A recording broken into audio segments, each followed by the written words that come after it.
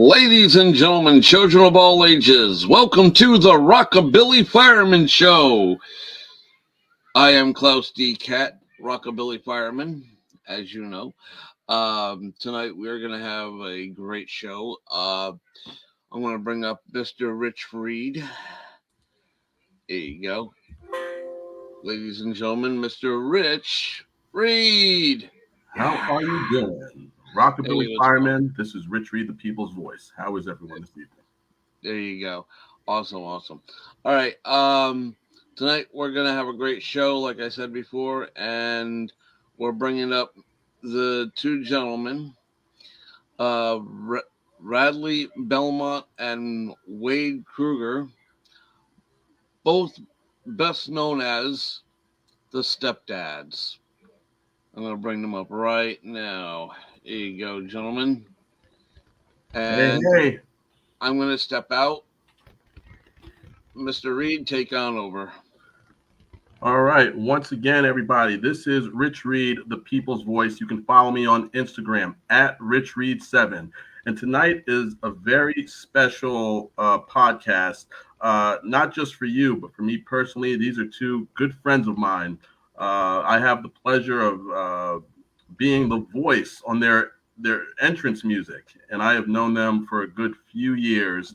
One of the more interesting tag teams for sure on the East Coast wrestling scene. Wrestling out of Studio City, California, we have Rad Dad Radley Belmont and Poppa Bear Wade Krueger, their Stepdads. Whew. I appreciate the intro. I like how you gave it the very special episode feel. I did notice that. It felt like we're going to talk about like kids getting dabbling in drugs and stuff. I know that's not the episode, but like that's what it felt like, and I appreciate that. Right? No, absolutely. You know, we all go way back, and we have a lot to talk about. So, you know, even though I've known you guys, I was wondering. I guess I'll start off by asking you your origins, each as individuals, and how you met. And I'm sure you've told this on many a podcast, but our listeners and viewers may not have heard. So why don't you fill us in on how this journey started for you guys?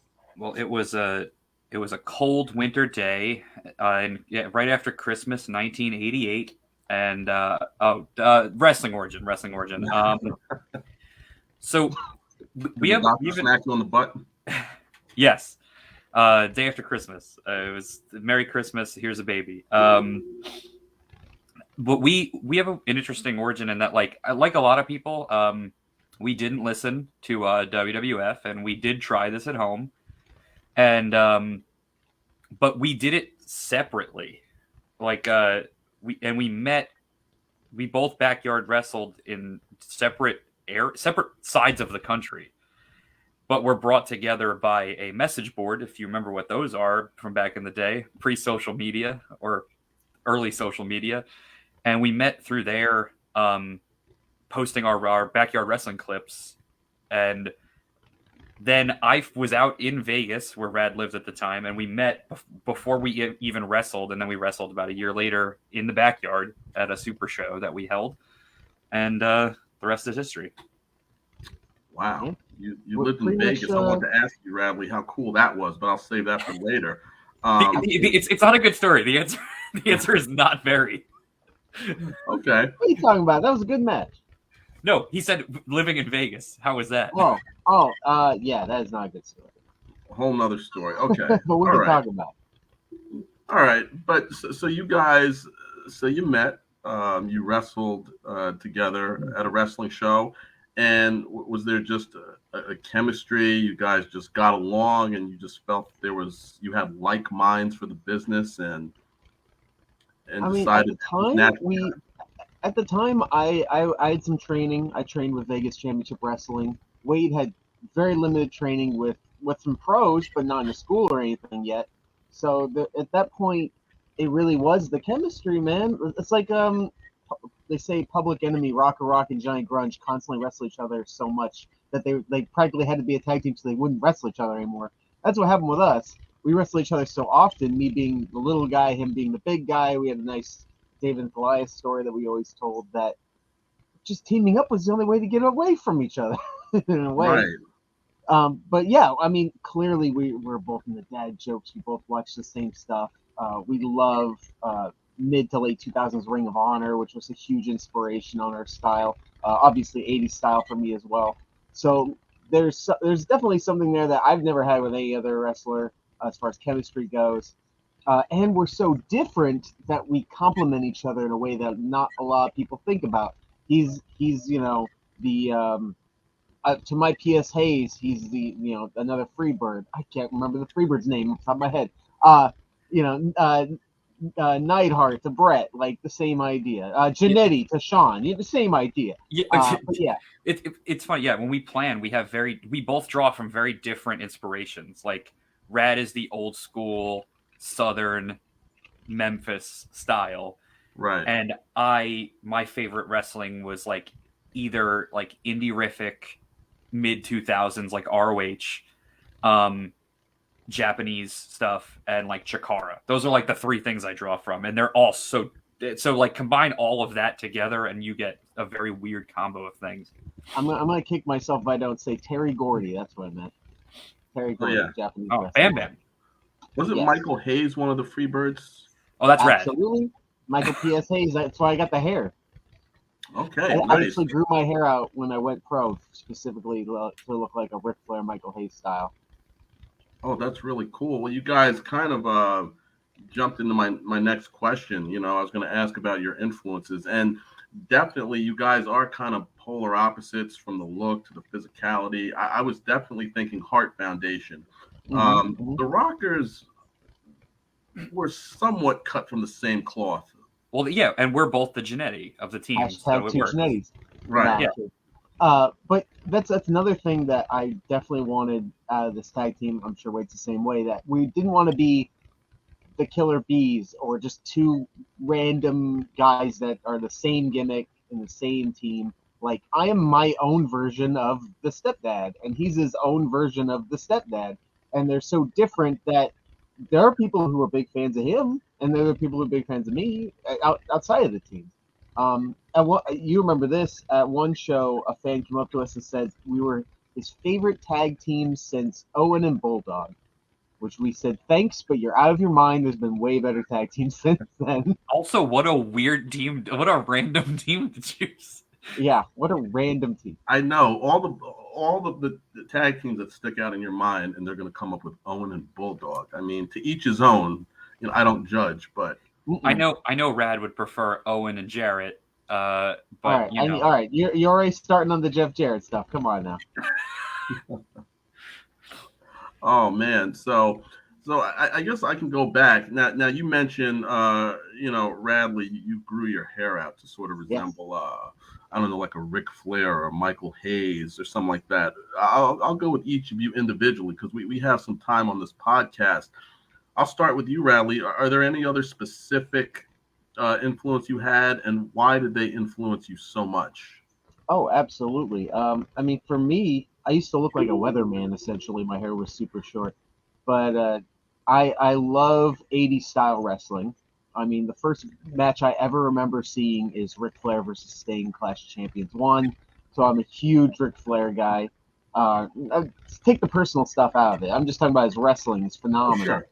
And the way he wrestles, the style, he's not the biggest guy in the world. He's big, but I can imitate the kind of stuff he does into my size, height, style. Later on, as I was a pro and I got more experience, I started using a lot of technical wrestling. I don't do a ton of technical wrestling in tag team matches, but like a Bryan Danielson influence is definitely there. Right. I do a flying knee. And almost every match, if I get the chance, I'm going to hit that flying knee, and that's thanks to Bryan Danielson. Rick Rude is a big inspiration to me as far as heels go. A lot of people sleep on Rick Rude's heel work. His selling is second to none. Great. When we wrestled the Rock and Roll Express, and I'm sure we'll get into that, I was channeling Rick Rude in my head the entire time. Every move I sold, I was wobbling around and really trying to make every punch matter in a way that everyone should. So Rick Rude also a huge influence. Well, I love Rick Rude. He's someone that I miss very much. And it's interesting you mentioned talking about Rock and Roll Express. We can, of course, swap stories later because I, of course, met them a couple of years ago and what an experience it was. But Wade, so tell us, before you mention companies and eras that you were influenced by, but anyone in particular? See, it's funny. There's no wrestler that I look at and I'm like, that's the guy that I like draw from, because if I draw, I'm trying so hard to not just be a copy, or not that Rad's being a copy, but like there's no one I watch and I'm like, I want to be like that. There's different small things I pick out in different places, because the guys that I love to watch wrestle like a lot are guys that I don't really wrestle like. I think because it feels so different to me. So like I love guys who do a lot of technical stuff. I love guys like Brett. I love Owen. I love Benoit. Like I back in the day, the guys like that I really like to watch, or guys who do like some flying stuff that I can't do.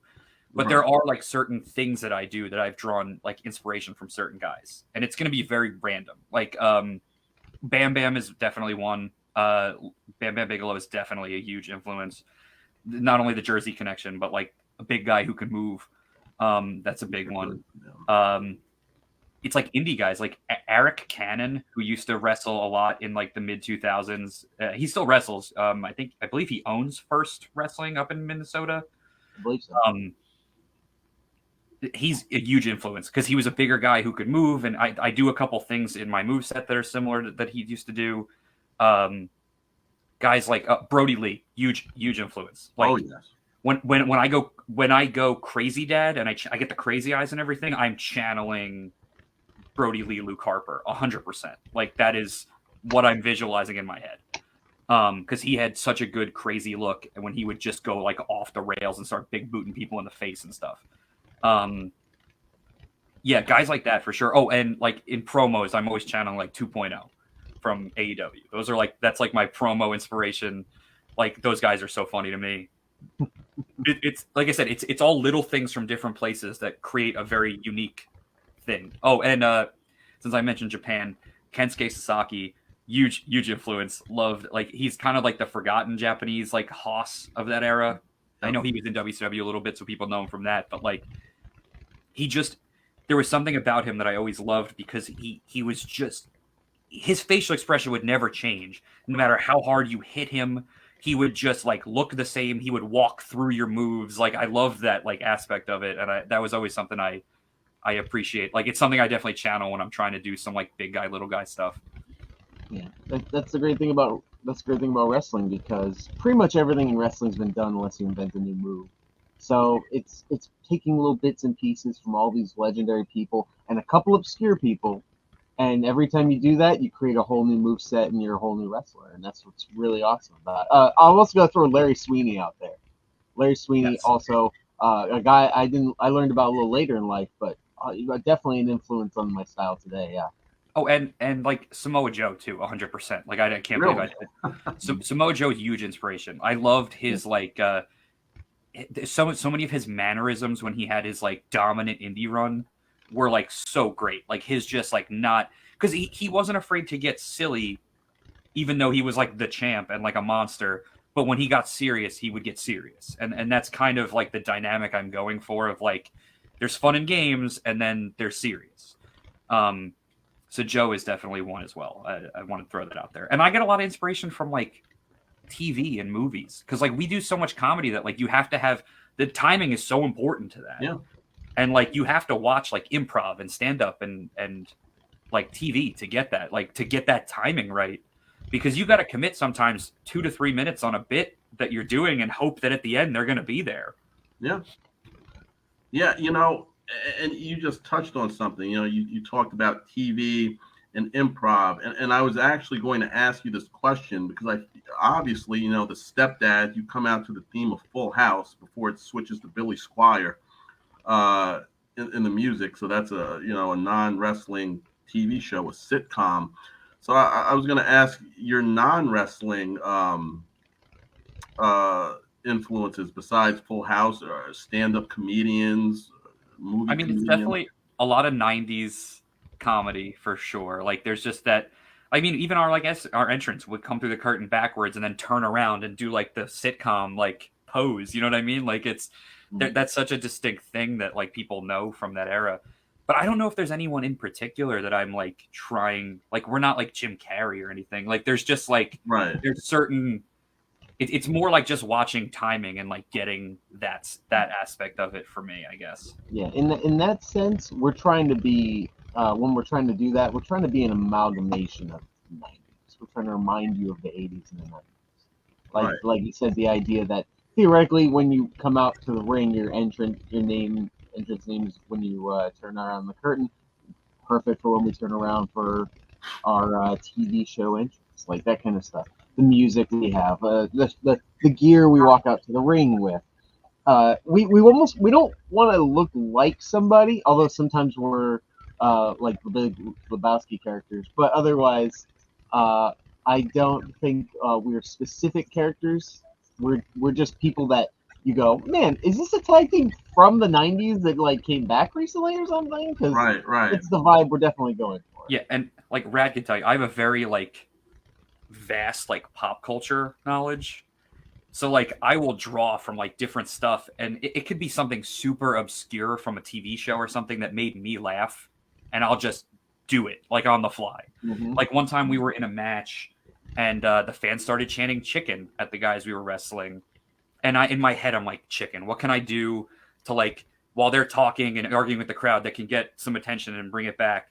And like I literally started doing if you ever watch like Arrested Development, everyone in Arrested Development from the family does an impression of a chicken, and they're all terrible and they're all different. So like I'm just doing my horrible Will Arnett Job impression of a chicken, and everyone's like, "What is happening?" And like even if they didn't get it, it was just so ridiculous that. So like it's just for me, it's all about like being able to quickly channel stuff from my brain and then throw it out there. It could be a comment, it could be a comeback, it could be something like that. It's like I got to just keep like fresh. Rad could tell you I'm on the apron, like, and someone will yell something, and I'll go back at that one fan and just yell something back. And like it could be a quote, it could be a quote from Billy Madison, or it could be something off the top of my head, or an insult or something, and it'll always be ridiculous. Or The Room, which we've had a few times.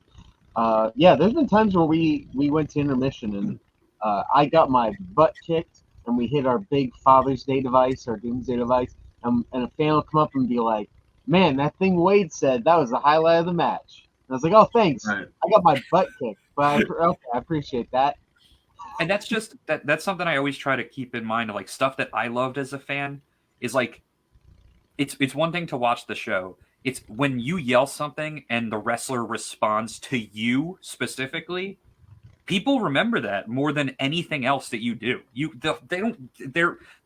forgotten about the match at that point. They're so thrilled that they were like part of the show, and you acknowledged them and brought them in for like a second. That's right. That's how you create moments and you create fans. Like one of the most famous like Chris Jericho clips is like the "I'm from Winnipeg, you idiot." Like, and that's such just like an on the fly moment, but like it's memorable, and like I try to be like that because or else I'm just standing there.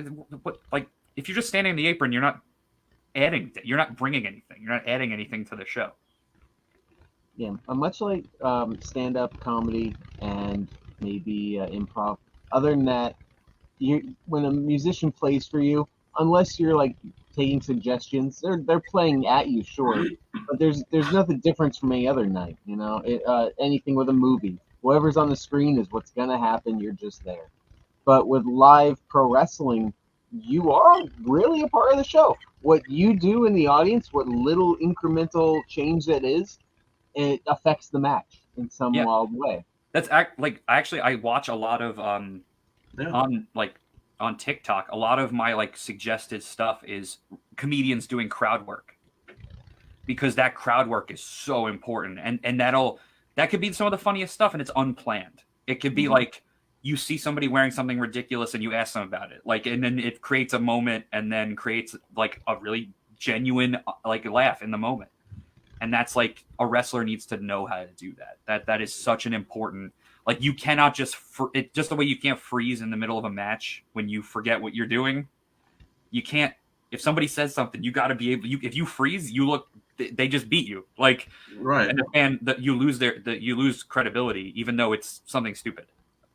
And that's a huge aspect of tag team wrestling. To circle back to the team aspect, is that more than any other type of match, tag team wrestling lends itself to so much improvisational comedy, style, and timing that. And you can have the same tag team match with a team 5 or 6 times, and the match is completely different because of the audience. And that's not always the case in a singles match. Definitely not the case in like a triple threat or a ladder match or anything like that. So having that kind of improvisational timing, being able to, just work on the fly, as the boys say, is a big part of tag team wrestling when you're doing it right. Yeah, absolutely. Now, we have a comment here. Radley's shirt looks like something from Saved by the Bell, as we were talking. Absolutely. I always say it looks like the carpet at Discovery Zone. If you remember that, like indoor, like play place from back in the 90s, it looks like something you'd see in there on like the carpet in like, or like a tablecloth at like a bowling alley birthday from the 90s. Like it's definitely something like that. It's totally radical, dude. There's an old 90s term and 80s. I don't remember Discovery Zone, but I think I will look it up when we're done with this interview. Now, and you're absolutely right. You know, what I like about you guys is that the way you involve the audience and you give them a feel. It's not just a wrestling match. It's a vibe, and it transcends just wrestling. It could be it's a mixture of the wrestling and old shows that they may have liked, old sitcoms. It's just transcends and crosses many boards. And I think that's very important with what you present to an audience, in my humble opinion. And, what I want to ask you guys, of course, is how you became the Stepdads. Now, did you start off as the Stepdads? If not, what were you? And how did you evolve and come into the Stepdads? You go first. We married 2 wives who already had kids. No, I'm kidding.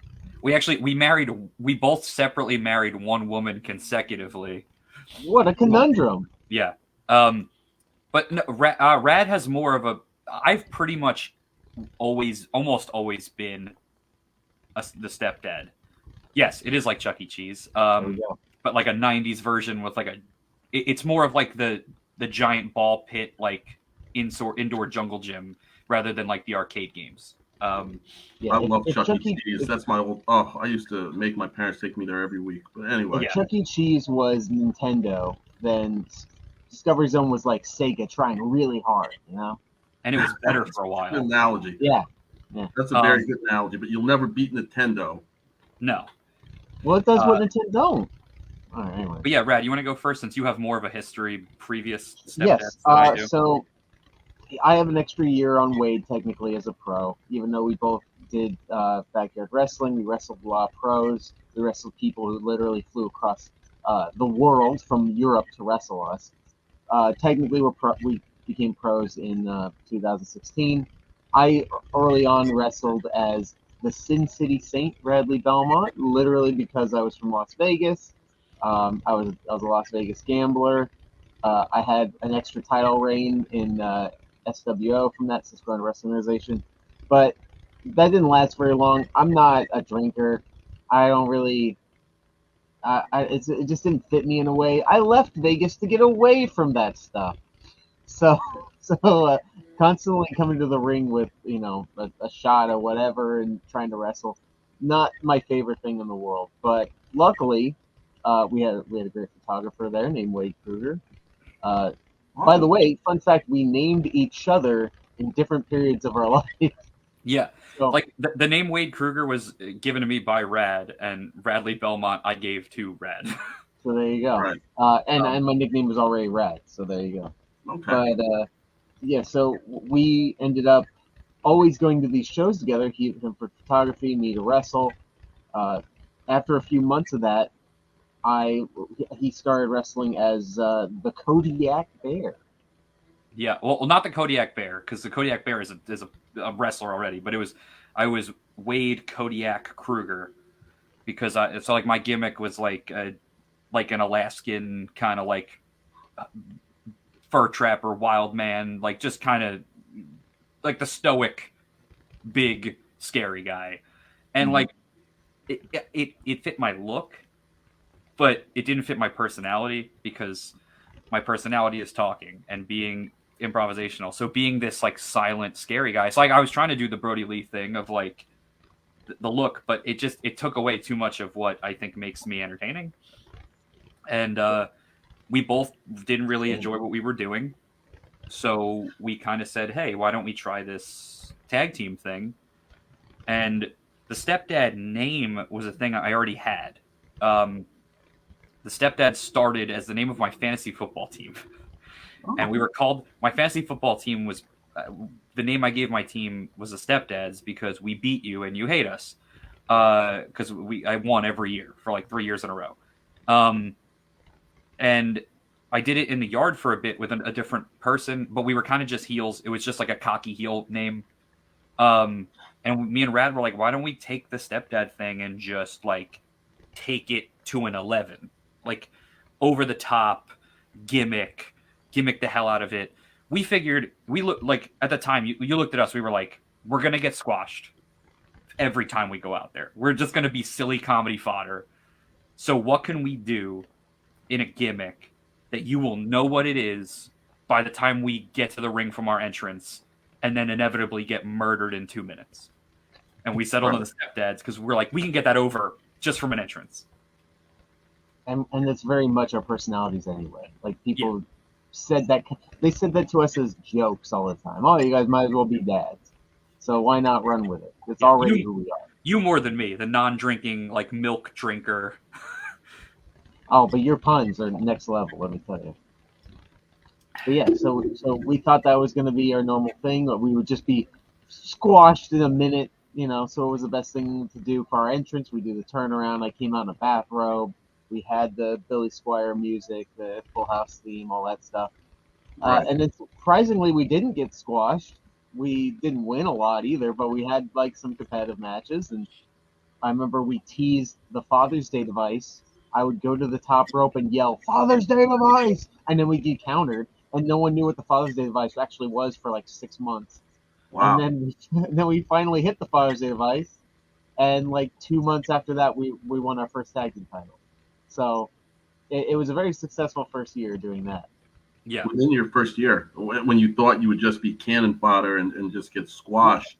The other thought too was like, what can we do as a gimmick that will hide our deficiencies as wrestlers, where we can lean on the gimmick as a crutch while we're still figuring things out. Because it's one thing to get trained. It's another thing to like be in front of a crowd and really learn all that stuff. Like, because when you're still trying to get your gimmick over, it's like, what can you do that's just natural? And this was natural for us. So we didn't have to think about like, oh, I would do this, but how would Wade Krueger react? I already knew how I would react. That was part of it. So like it helped me lean on that, so I didn't have to focus on the character stuff. That just came. But yeah, we did mostly all shtick early on because we sucked. Like we weren't good in the ring. It's just a fact. I'm still not great in the ring, but like compared to what we were, I'm leaps and bounds. But at the time, like I watched some of our old matches and I'm like, oh God, we look terrible. I never watch our old matches. I don't know if we might have had like one good match our first 3 years, in my opinion. You know, but, but as you were saying, our first tag title win, the main event at True Wrestling, their last show of the year, we had a fight before a street fight before Christmas, whatever the heck it was called. I don't even remember. Yeah. But we had a street fight, you know, baby powder in the air. I had a fake tree they pulled out of the wall. It was still plugged in at the entranceway. They pulled it out and threw it at my head in the ring, and then I got speared through it. Match.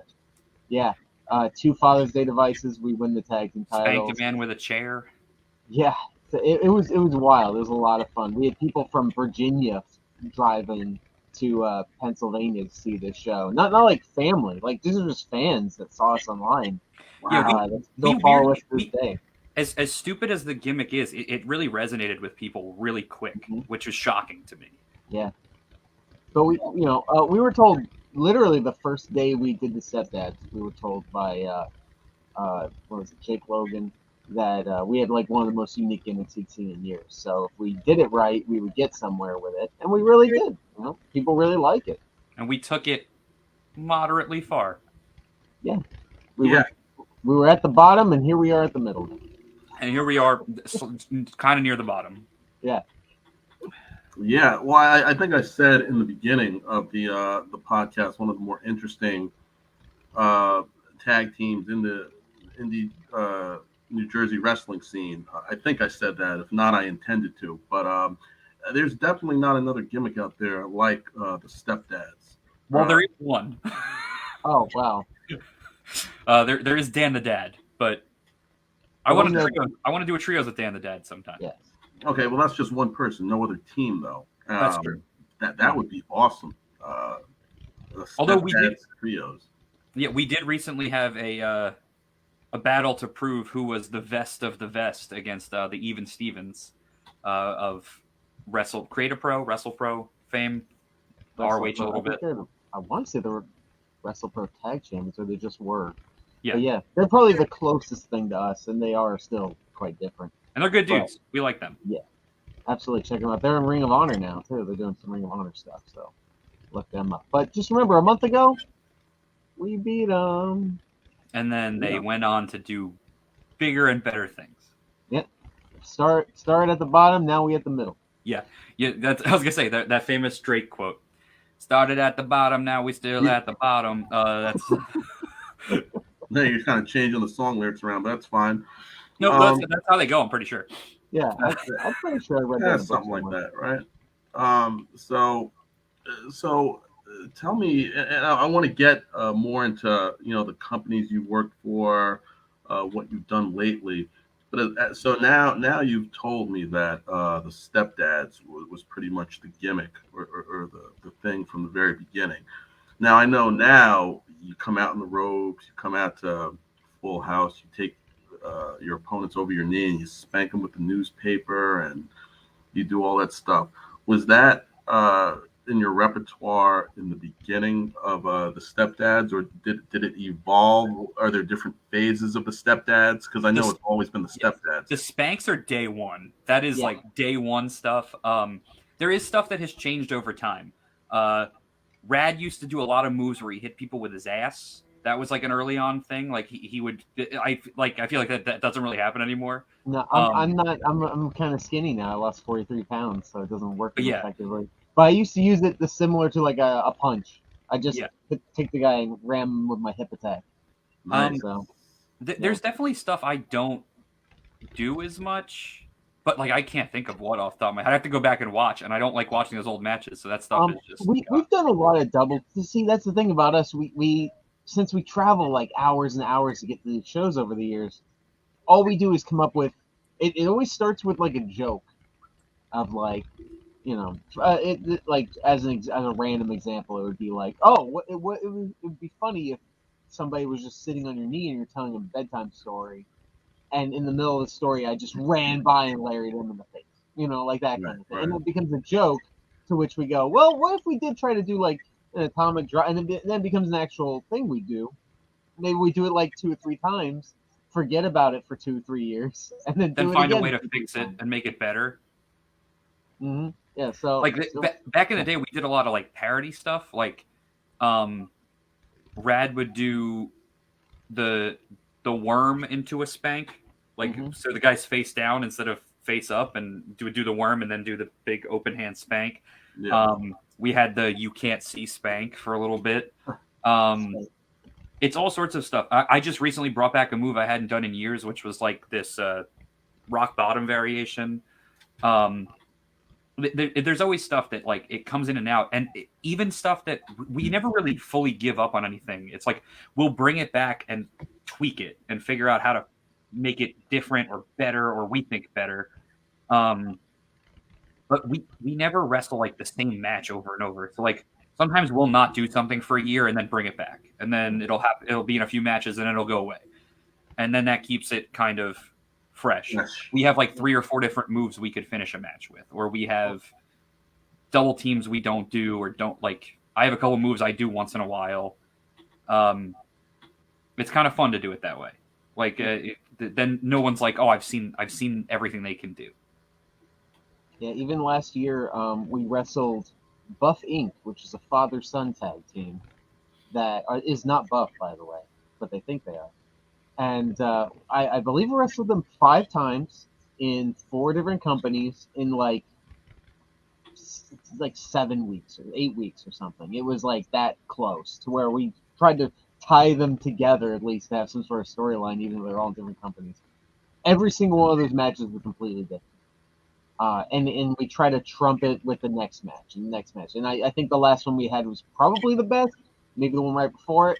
But either way, those 2 matches are fantastic at the end. And that's because we just kept trying to elevate it. And since we're telling a story, we're trying to tell a specific story to that audience. Sometimes we were much more comedy heavy. Sometimes we were much more serious, and it depended on the audience as well. Some of that we didn't know until that day when we really saw the crowd and then tried to figure it out. And Rad can tell you, like, one of the things I always think of is, as a fan of like the Japanese style, I love like the King's Road style of storytelling, which is that like anytime you wrestle someone, that shouldn't just be, even if it's in different companies, it should never be fully forgotten, even if it's just for the wrestlers. Like, you should always tell, every match should always be a complete story from start to finish. But you could throw in stuff that maybe is just for the people who've seen it, and it doesn't detract for the people who haven't. But like, it should always grow. Like, if you wrestle a team and then wrestle them a week later somewhere else, you shouldn't lose the exact same way. It should take a little more to beat you. They should have a little more of a counter. They should have a little more of a reversal, a little more fight, because like you've played them. It's like if you play like in sports, like if you play like a 7-game best of 7 series, like you should learn from what happened in games 1 and 2. Like, you know what I mean? Sure. Like, you shouldn't get beat the same way night after night. That looks dumb. It looks like that takes out the sport aspect. But yeah, there's always stuff that like you should always be thinking that way. And you never want to do it in a way, because we'll tell you that like sometimes we come in and guys are like, oh, we should reverse this and reverse that, and like if the crowd's never seen you, it's like they don't know what you're reversing. You have to plant the seed before you can like make the bouquet. It has to be like right. That's such a big problem in today's indie wrestling. You can't even us, like, yeah, we wrestled a lot in like upstate New York. We wrestled in New Jersey a bit now.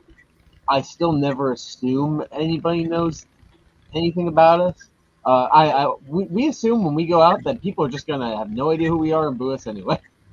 Like, you gotta have that mindset when you're crafting a match and you're trying to tell the story, that the story is so clear and concise that even the YouTube video that somebody puts up years later, people can go, oh, they were going for their finishing move, whether it's us yelling it or us, hitting something big and then trying again later, the same move, whatever the case may be. Unless it's a very specific blow-off match where that specific audience has definitely seen it, and that's why they're there, so because they know the story. Otherwise, we try to keep things very open-ended to a new audience. Now, often that's because we're always jumping into new companies, because all these companies keep dying off, but that's a totally different story.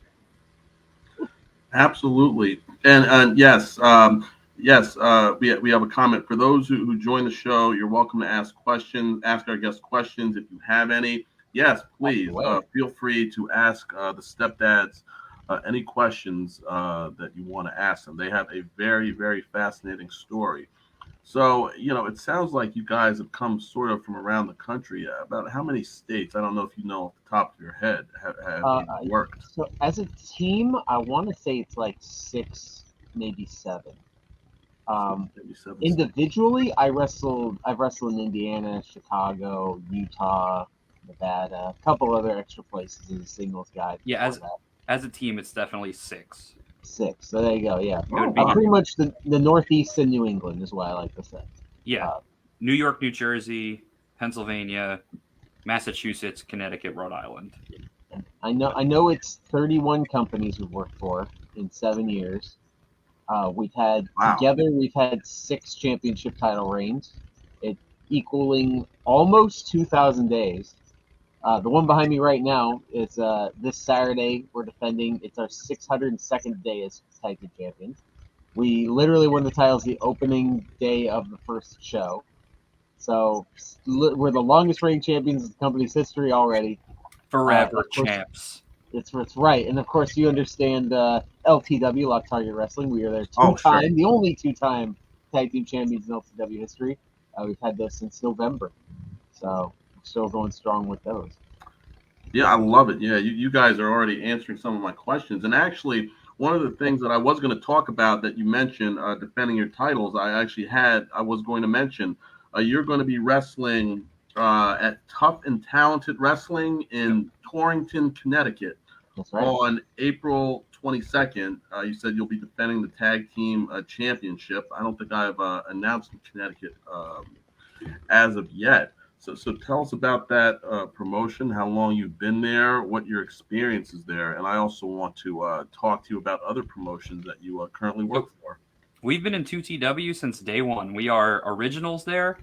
The first show they put on, we won the titles. That's like, and we've been there. Well, I think we've missed like one show since. Yeah. So the promoter of the company, believe it or not, was a fan of another company called Truly Independent Wrestling, where, surprise, surprise, we were the tag team champions there for about 615 days.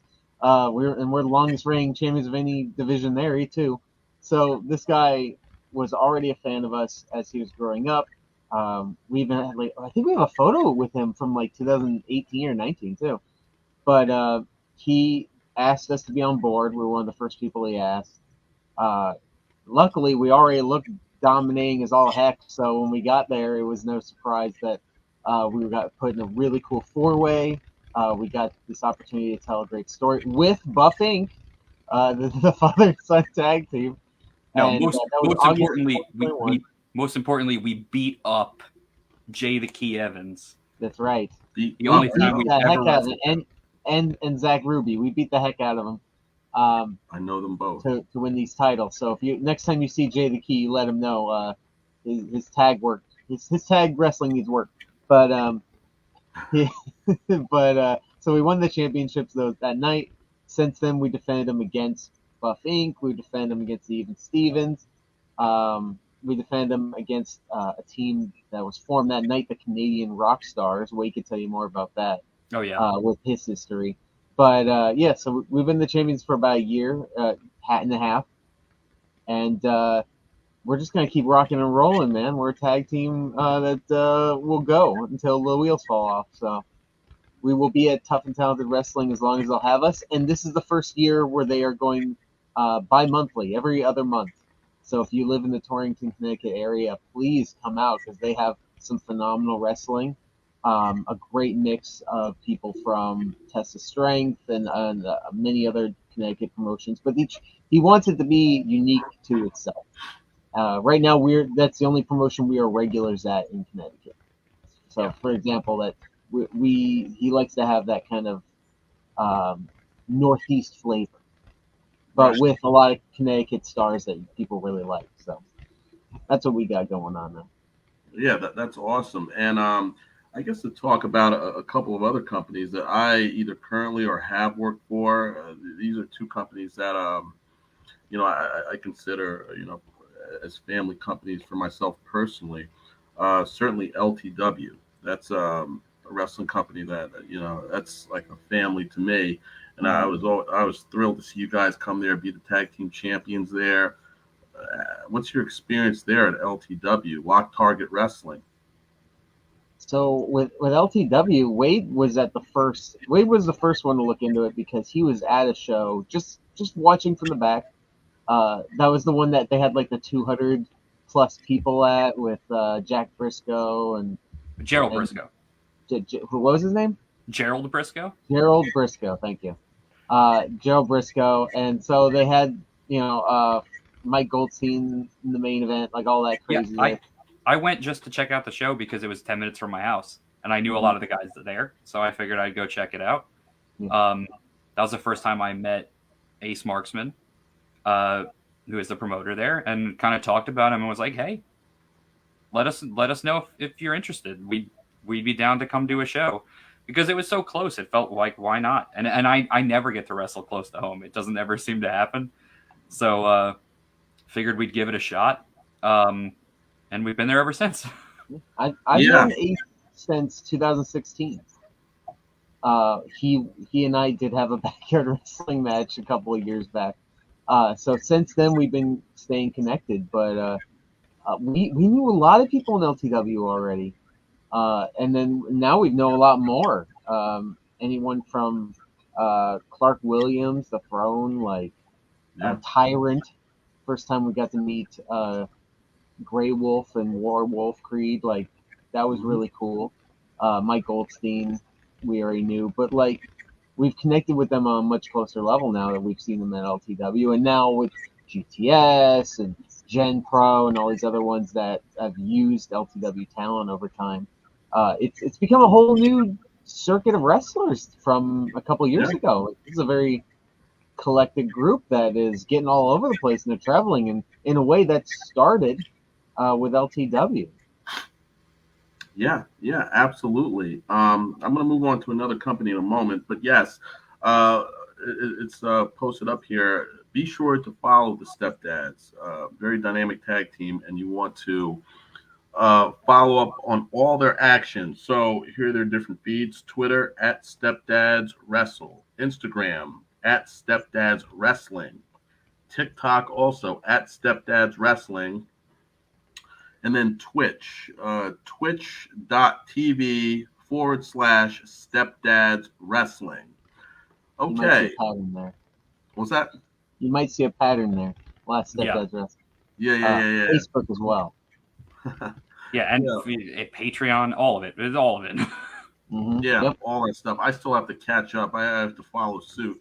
I have a Facebook and Instagram. I have a TikTok that I'm still trying to build, but I'm always behind with technology. I'm like grandpa, myself.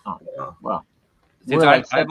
I have all my personal ones, and then there's like the Stepdads ones.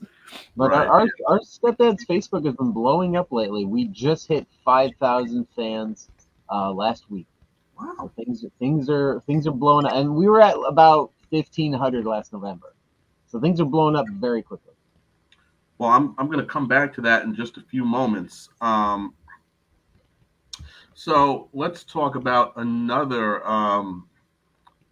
company that you seem to have at least started to become mainstays at, a company that I have worked before and I'd love to work for in the future continuously, GTS. And then there's Grimomania. I actually ring announced Grimomania and some other GTS promotions.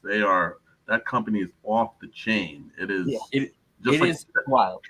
It is a lot of fun, and that is a great place to work on the improv skills that I talked about before, because so much of it, like, there's a loose plan of what's going to happen, and you just and then there's so much happening around you at any given moment that you just got to react, and like, it's a great place to keep that skill sharp, because there's nothing like it. Like, you're in character for hours. Like, you're just any other show, there's a locker room, and you go to the locker room, and you're out of sight, out of mind.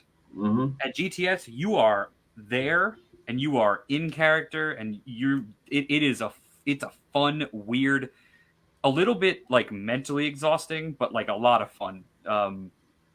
And I've done it way less than Rad has. Rad's been a regular. Unfortunately, Thursdays have been an issue for me, like filming days have been an issue for me in general. Like, just until like for another month or two. Well, at least like another month. And hopefully I'll be there more after that. But like, I've enjoyed when I've been able to go. Yeah, GTS, I've worked there before, and I don't want to make this too much about me, but that's a place where I really had to learn to let my hair down, because every other place that I worked, I was Mr. Proper, ladies and gentlemen, and blah, blah. And it took a little bit getting used to for me to just cut loose, even if you're an announcer.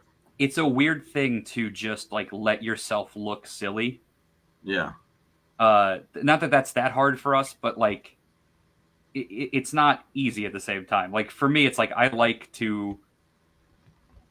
I try to maintain like a certain, I don't know, a certain something like, and that's just like my comedy and the comedy of GTS are very different things. Yeah. But like it's fun to just kind of let your hair down and be childish and like let it be silly. That's what I had to learn. And maybe your comedy is different from GTS comedy, but it meshes well, I'm sure. And Crystal Massey just said hello. I think I saw Radley waving to her Yep. I before. like to say hi. So hello, Crystal. All our step fans. Yeah, Crystal, welcome to the show. Thank you for saying hello. If you have any questions to put out there, please do so. So Wade's been MIA a couple of times, but he's been there for big moments. For Grimomania, for example, Wade was there as the special guest referee for my match. But I've been a regular there every week since November. I am the current GTS Intercontinental Champion, trying to become the longest reigning title holder, which you think would be really like long, lengthy reigns, but since GTS is go, go, go, it's 110 days. So if I make it to 111 days, keep in mind these belts I've already had for like 600 and 200 days or whatever. Like I don't think it'll be that hard, but right. if we're able to do that. But yeah, I always liken, and I said this recently to someone else, I liken GTS wrestling to like 70s Memphis wrestling, where it's like live, 90 minutes, something random, wild happens at the beginning of the live show, and then Jerry Lawler has to walk out and just on the fly kind of react to it. And we were discussing earlier how we really are just extensions of our personality and how easy it is for us to just click into that stepdad mode because that's a big part of who we are. Right. To do that in that environment where you are for 2 hours, whatever it may be, you're in character, whether the camera's on or not. You've got to be ready because I've been in the ring, I turn around and the camera's already rolling. I didn't even know. Yeah. So things like that happen all the time, as you would know. And GTS is very much, I like to say GTS is for like the 13-year-old who thinks swearing's really cool. Like, that's kind of the audience. Obviously, they're a parody company. DF being DX and the tribal chef and the head of the food table and all that stuff that Grim says about himself. So for us, who we're more of a reflection of the 90s than like a parody of it, we can easily now that we've been there some more time, we've got some reps, we can easily adapt that to being a parody of dads and try to be almost be the, especially for Wade, he's kind of like the big parent trying to tell everyone to friggin' relax and stop being so wild and stuff, while I'm the hot-headed dad in that scenario, almost overreacting. The fun thing for me, like I go into GTS with the mindset of like I am like I'm not there that often, so I go in with the mindset of like the dad who is like totally out of the loop and like I don't know what's going on. And I show up and I'm like, what is this nonsense? Like all the time. And like I look at Rad like and what he's doing like as a character and I'm just like, how did they suck you into this? What happened to you? Like I know you like so I it's a fun like weird version of it's like an alternate reality version of the Stepdads. Yeah. Where like Rad got sucked into the silliness. I kind of like go in with the mindset of I liken it to like a show like The Office, where like it's a show, but they know the camera's there. Right. You know what I mean? So like in GTS, it's like it's a wrestling show, but you know the camera's there, and you know it's a show. It's not just a wrestling show; it's a show within a like there's a show within a show aspect to it. Right. Of that you know it's like you're in character and like you're playing to the one camera that's there. Like you're always it's the one wrestling company where like I take the stuff that I do with fans where I'll talk to a fan and I'll do it directly to the camera. Right. And that's okay. It's like the one place where you could do it.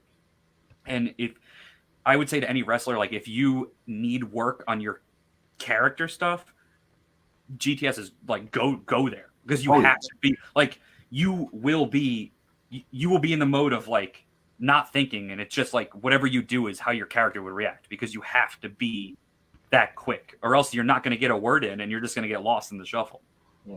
And I get a lot of people are worried about like, oh, GTS kind of looks like a backyard wrestling show and stuff. We've never been worried about that kind of thing. We understand that it's a show, it's a set. You know, it's not literally like right behind somebody's house. It's off to like its own location. But we got a little bit of criticism when we first started. People being like, "What's this we hear about you wrestling like outdoors somewhere?" And we go, "Oh yeah, well our last video got 110,000 views on Facebook." And they go, "Oh well, no complaints here." Even the veterans understand that if the people are watching, keep doing it. So and we get monetized videos from that as well. Yeah, I believe GTS is what, youtube.com/silly super pop. Yes. Silly, SILLY, silly super pop. Yep, like the video I won the Intercontinental Championship got 87,000 views. And we're allowed to post our own clips. So on the Stepdads Facebook page, we posted a couple clips that have gone over 200,000 views. And that just helps right to our monetization and like our reach. Without question, the reason we've almost tripled our viewership, be it Instagram, Twitter, or Facebook, is absolutely from GTS Wrestling. We cannot say that enough. That Grim has really helped us in that sense because we've had the live audience.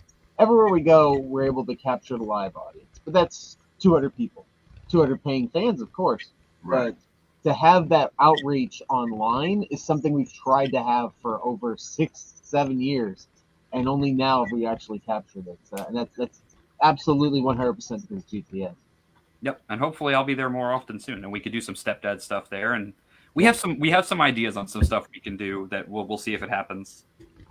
Yeah. No, I'd love to come back. It was always a great time. The few times that I worked. You can do our theme song live, Rich. Yeah. Filmed before a live studio audience. There you go. I will legitimately say no more. we just have to all be there, and from there we'll take it from there. And you touched on something very important. People try to judge the book by its cover. Oh, it's a backyard wrestling company, but the monetization, the viewers that GTS has, they have more viewers than companies that don't do anything in the backyard at all. And I mean, some of their videos even today, which technically today is like they don't have the viewership they had even 4 or 5 years ago. Videos today still get almost the level of like an AEW Dark. And they're not a national promotion, they're just a vlog show, technically. A free YouTube show. Yeah. Filmed live today on Rockabilly Fireman Show. Ladies and gentlemen, the Stepdads. Have to do that promo.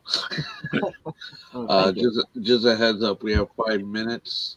Well, less than 4, actually, till the 10 o'clock hour. So just stay on the show. We're going to bring the rest of the cast back in a few minutes. Just a heads up. Yeah. You guys are feel free to stay on after your hour, but this hour has been yours. I just want to give you another plug. Follow the Stepdads on all social media, the social media that I see here on the screen. Twitter. Yeah, brother. I just had to say that. Yeah. Twitter at Stepdads Wrestle, Instagram at Stepdads Wrestling, also at TikTok at Stepdads Wrestling, and Twitch. It is twitch.tv/Stepdads Wrestling. So follow them on all social media. Now, what I want to ask you while we have a little bit of time left is, I see you guys as just fun guys, just live in the moment, please the crowd. Just take it as you go, kind of happy-go-lucky. But I'm sure you have to have your eyes to the future as well, and not just in the moment. So, where do you guys have come a long way, and what are your aspirations, if you'd like to share any of them? Because I know you must see yourselves going somewhere even further.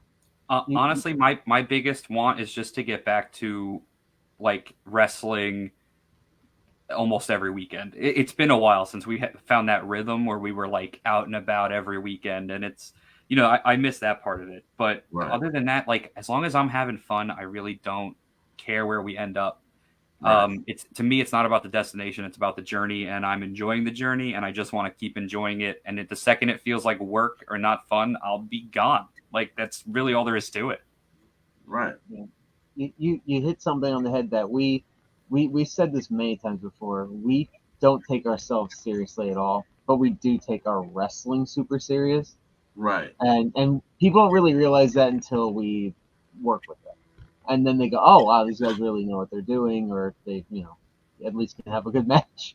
And, and we take it very serious. But as far as us, we're just having a good time. Just like Wade said, we had such a hard time that first year that every time we have a good weekend, we think of it as a blessing, because I've had fun since day one of the Stepdads, and we've had highs and lows, obviously, but when it comes to just going out and having a good time, two guys driving a car across the country or whatever to the Northeast, it's always been a good time. Always a wacky story, especially if we have people with us in the carpool or something. It's always a wild time.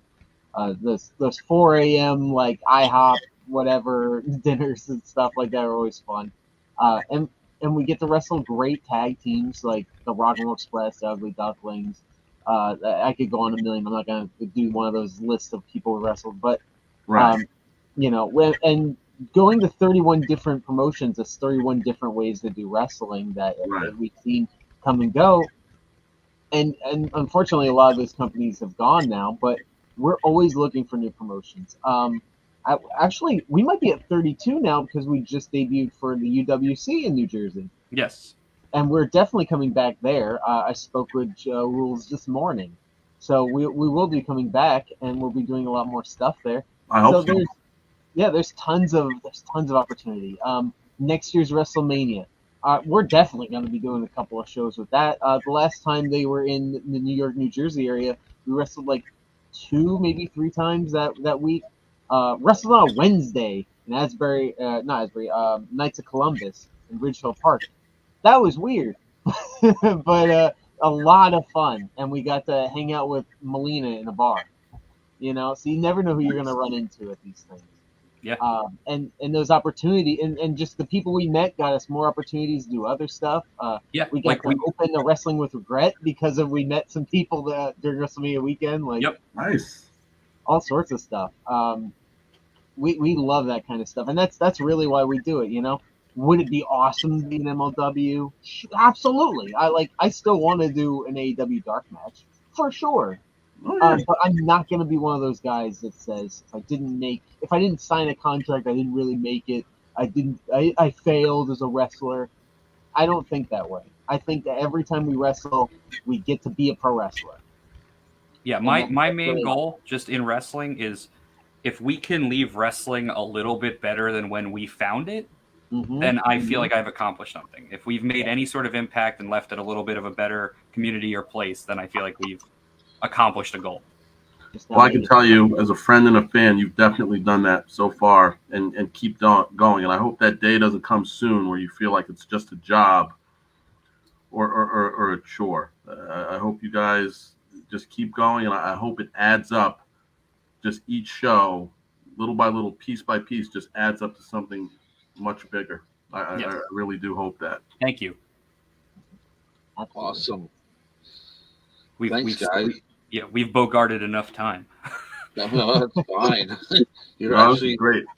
You're doing like more fillers than we'd expect. So kudos. We never stop talking. You have to shut us up at some point. No, you make our jobs easy. Sounds like me half the time. Okay, ladies and germs, all sort of protocol in between. Next, we're bringing up some updates for Bulldog on something he wanted to touch on, and I'm going to do a little screen sharing for him. And Kitty Cat, go lay down. I'm gonna check out there because I do have to go, but I do appreciate you guys having me very much, cool. And I had a great time. Thanks for being on, and we'll see you next time. Yes, thanks for having me. As we like to say, same Stepdads time, same Stepdads channel. Yep. There you go. Guys, thank you so much. Love you guys. Don't forget to join their podcast that they have too. I believe it's on your Facebook page. That's right. We have multiple stuff on there. You can check out WCW Thunder Buddies, where we reviewed terrible episodes of WCW Thunder. That I've been on. And Rich Reed has definitely been on. We haven't done any new episodes in quite a while, but you never know when we'll bring it back. There's already enough bad wrestling out there. We don't need to bring more into it. Yeah, let me know. You guys have a good night, all right? Okay, you have a great night. Thanks. All right, everybody, the Stepdads. Woo! Awesome. All right. So, all right. I'm going to bring up, let me clean this up for a little bit with what we got going on. Oh, wait, no, that stays. This is going down for now. So that's where we have a bigger room. I'm going to bring up, let's see, how do we, oh, yeah. Share screen. I'm going to be bringing up something here. Oh, that's not it. Ah, there we go. Okay, go. Oh, it's showing? Yes, there is my old box, that gray one that you see, that gray 5-door. I just traded a guy that used to work for the company that I'm working for right now, that box for, go ahead and bring up the next one. Yep. There you go. This 3-stack right here. And let me tell you, I put everything away and I'm still lost at where all my stuff is. But I love it. Wow. I've got a few parts coming for it. I do have to order a new key for my old box because one of them got lost somehow. So I will get a new key coming for it. But I actually love this new box. It needs some cleaning done to it, which I'm slowly doing as I go. But I do love that box a lot more than my old box, because my old box, I was running out of room. And I just got, I got an impact coming from Mac. I was supposed to get it this week, but I was out sick, so I'll get it next week. Nice. See, we got a comment down there. There we go. And once I get the locks and everything switched around, once I get the locks and everything switched around on this red box, I will be locking it when I'm not there. Because I've got way too much in tools in that box right now. I've got a couple of specialty tools that, I've probably got about 4 or 5 specialty tools. And every time the truck comes, I always find something new I need that I can use, and I get it. Oh, I might not use it right now, but I will use it down the road. Awesome. All right. Any other news besides the new box, or no? Not that I can think of right now. Okay. I'm going to take this down real quick. So this is where we have our... That's fine. Okay, cool. There we go. Let me bring this down real quick because I got to clean up a little bit real quick. And there we go. Anyhow, so, again, thanks to the Stepdads for coming on tonight. Anybody else who's interested in, commenting or questioning, please, throw your questions up there. They'll most likely see the questions if they're still hanging around watching, and they can probably answer them during the, in the comments if they want. That's if they're hanging out. If not, we'll make sure that they get everything forwarded to them. Something I was actually working on an idea for helmet shields, like I was saying. There we go. A little bit better because that light is a little killing. But the Rockabilly helmet shout, the Rockabilly Fireman's helmet shield for the show. So I sat there and done this up and got these decals done up for them specifically for this, for our show. And, I'm going to be making more for the crew. So that'll be, coming soon, hopefully, when I get more leather to do more leather work. When you make mine, make it for that one, the 1010. Okay, that'll work. That It's will. lighter. Yeah, well, this one's actually probably lighter than your helmet because this is the 900P, which is one of the older helmets that you can't really find anymore. So I just kind of dollied it up. But if I come up with any more of these ones, I'll do these helmets up instead, and then this way everybody will be able to have matching helmets. So yeah, that's one thing that I did.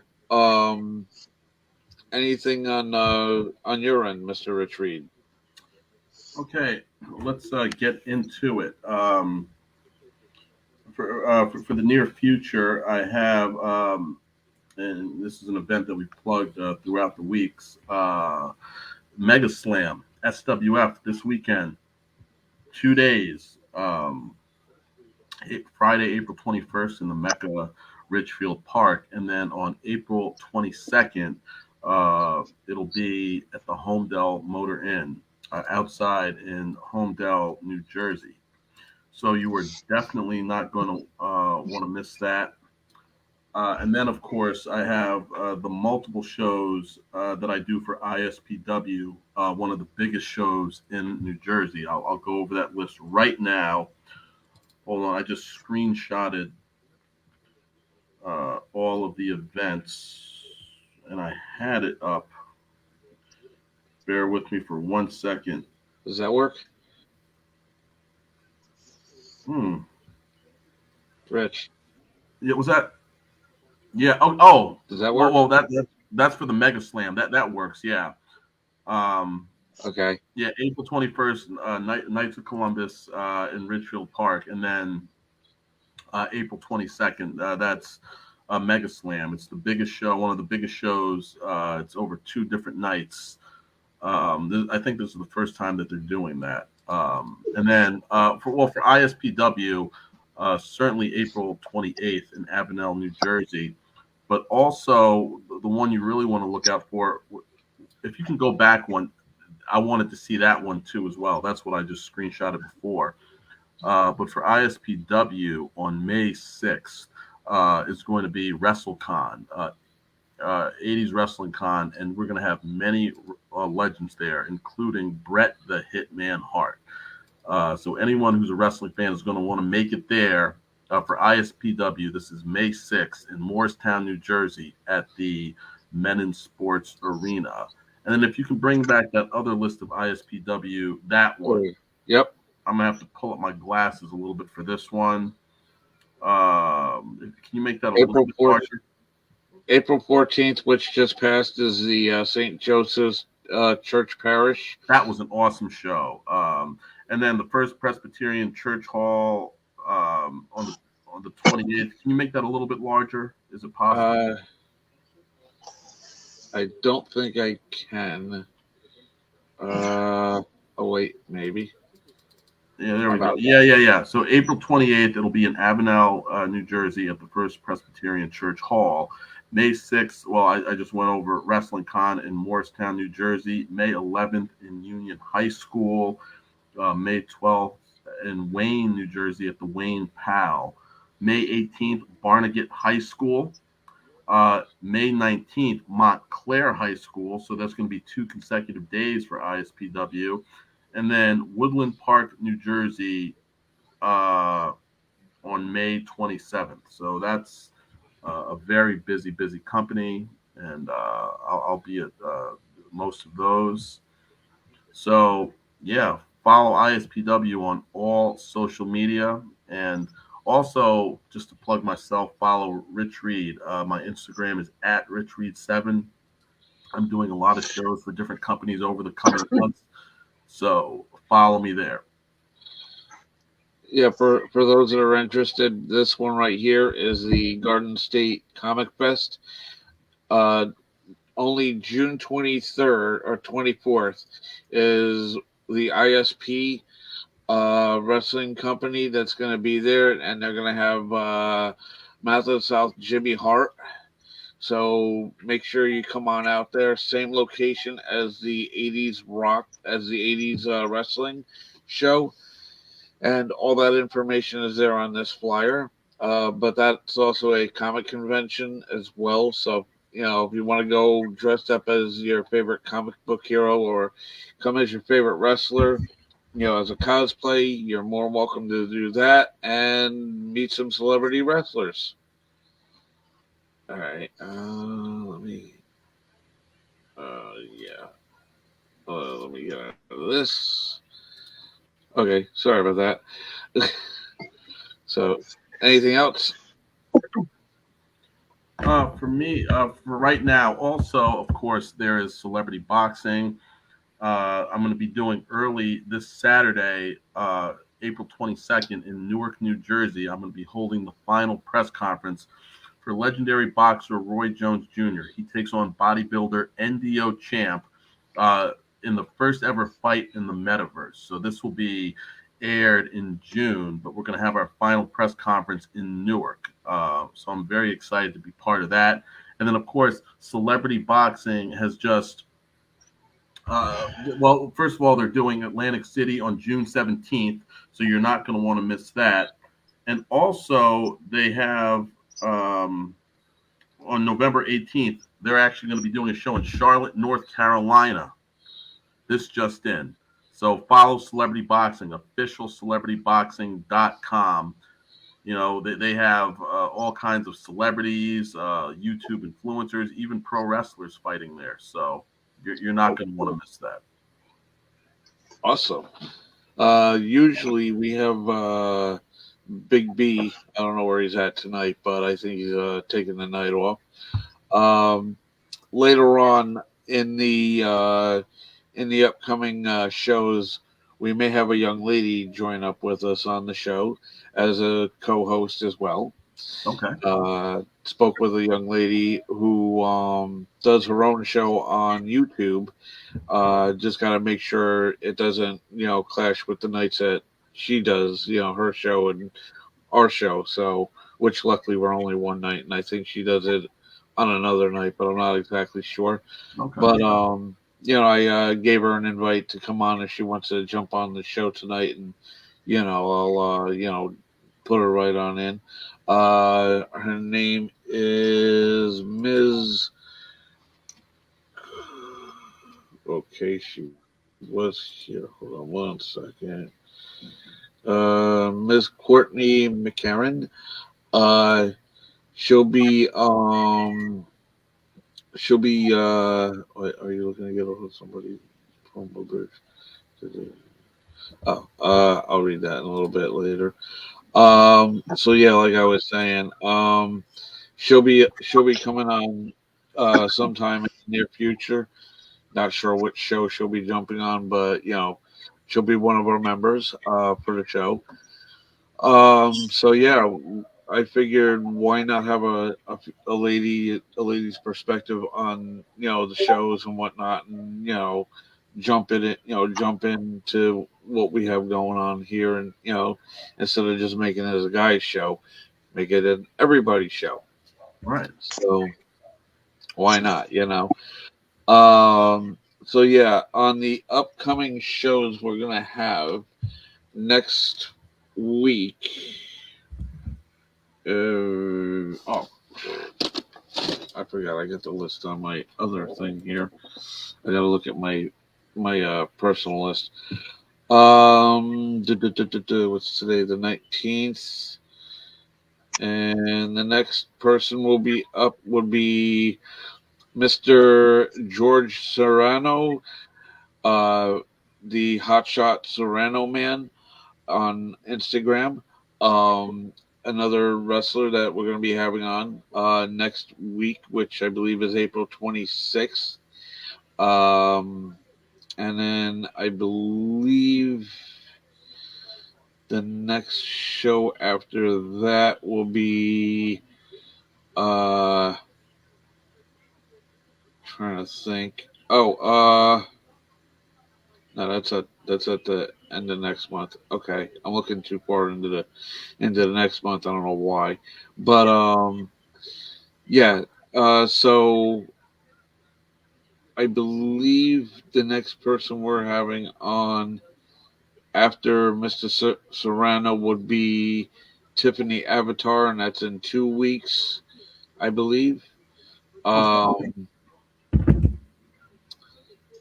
Yeah, that's basically about it. So yeah, next week it's gonna be George Serrano, uh, a gentleman wrestler. Uh, of course, he's a hot shot, so it's all good. We love our hot shot wrestlers, and yeah, so he'll be on with us next week, and I believe is it the 31st is gonna be.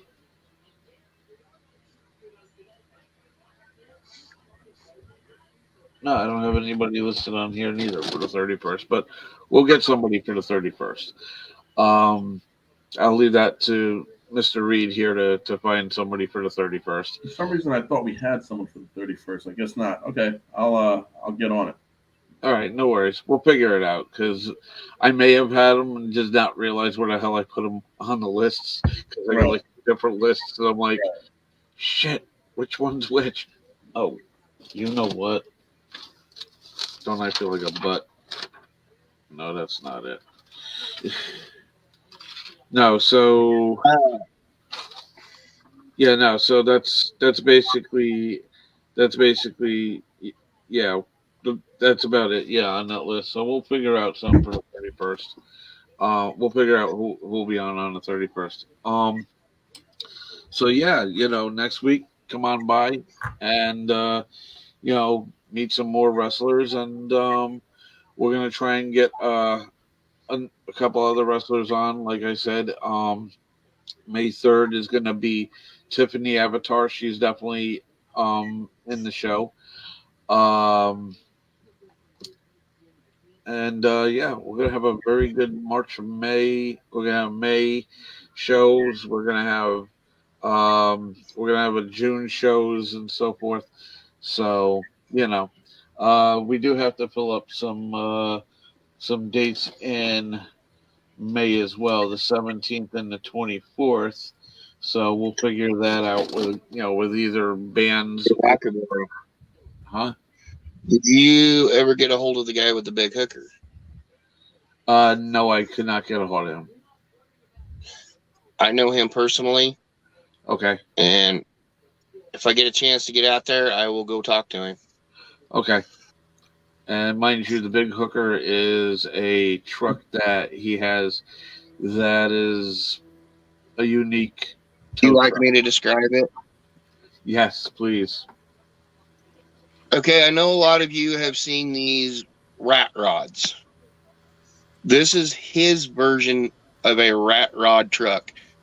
He took 2 old Ford cabs and welded them together, and he's got a V8 Detroit diesel on it. And he's actually made a big hook that he hangs off the back of it out of aluminum. He casted a foam hook and poured it in ground and hung it on the back of this truck that he calls the big hooker. Well, the big hooker is actually known worldwide. It is known all over the country. He goes to a lot of car shows around here with it. He goes out to rallies for the rat rods. I guess they got a diesel group that he goes to. You will see him doing burnouts with it. And he runs it up and down the cruise here in Phillipsburg, where I live. I know where he is. Yes, he's just north of me. He's just north of my location right now. Crystal showing you up. Maybe we should get her on the show. Crystal, you wait until I see you next time at Orscheln's. Yeah, get Crystal on. Uh-oh. Asking. Oh, okay. Well, you should know who it is, Crystal. The only record company in town. She's going to beam you in the head, and I'm going to laugh my ass off when she does. But anyhow. Nah. So. But I will see if I can get a hold of him. And was that to you? Was that to the part where you know who it is? Yeah. Okay. Yeah, we do need to get her on sometime. Oh, that's up to the young lady. She knows where. Well, she could find me via the clip I. Or she can just let me know. Yep. And then I can go through her profile and send you her link. That's the hook. That's only if she wants to come on. Yeah, like I said. Because, see, you know, here in September, we're going to have what they call the Kansas biggest rodeo here in Phillipsburg. Ooh.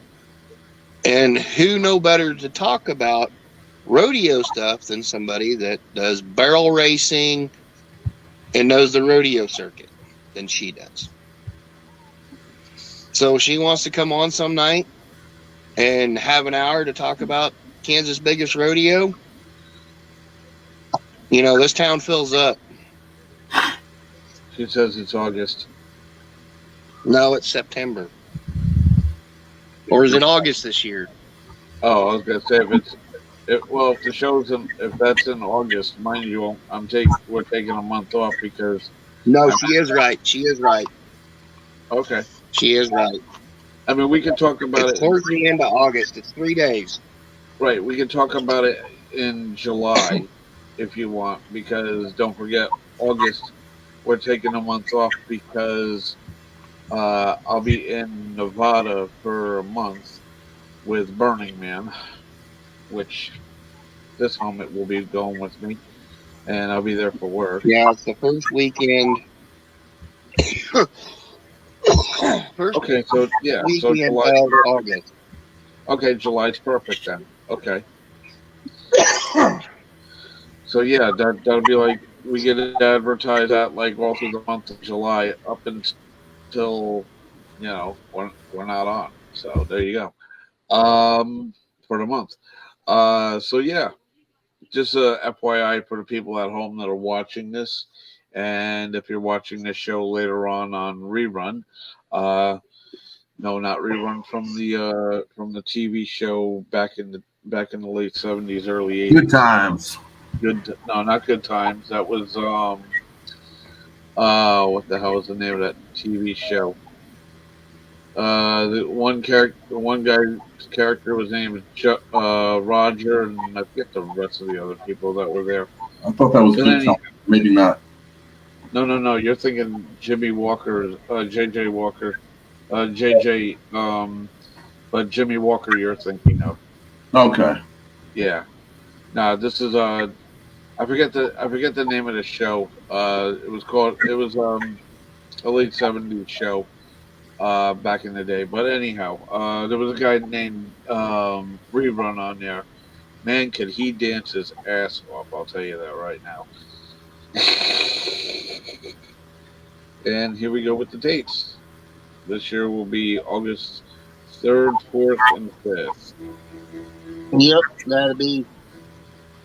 Correct me if I'm wrong, Crystal, but I think it's Thursday, Friday, and Saturday nights.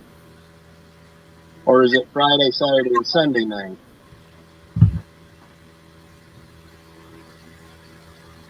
I think it starts. No, it is Thursday because Tuesday and Wednesday nights are the free rodeo nights, to where you can go in and, just watch people barrel race and time advance for the rodeo so they can get points for the rodeo. Thursday through Saturday. Yep. Yep, Thursday through Saturday. That's what I thought.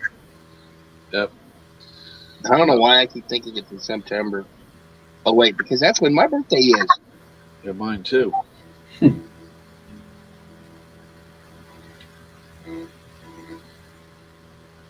What did she say on that last one is what? Tuesday and Wednesday is Slack.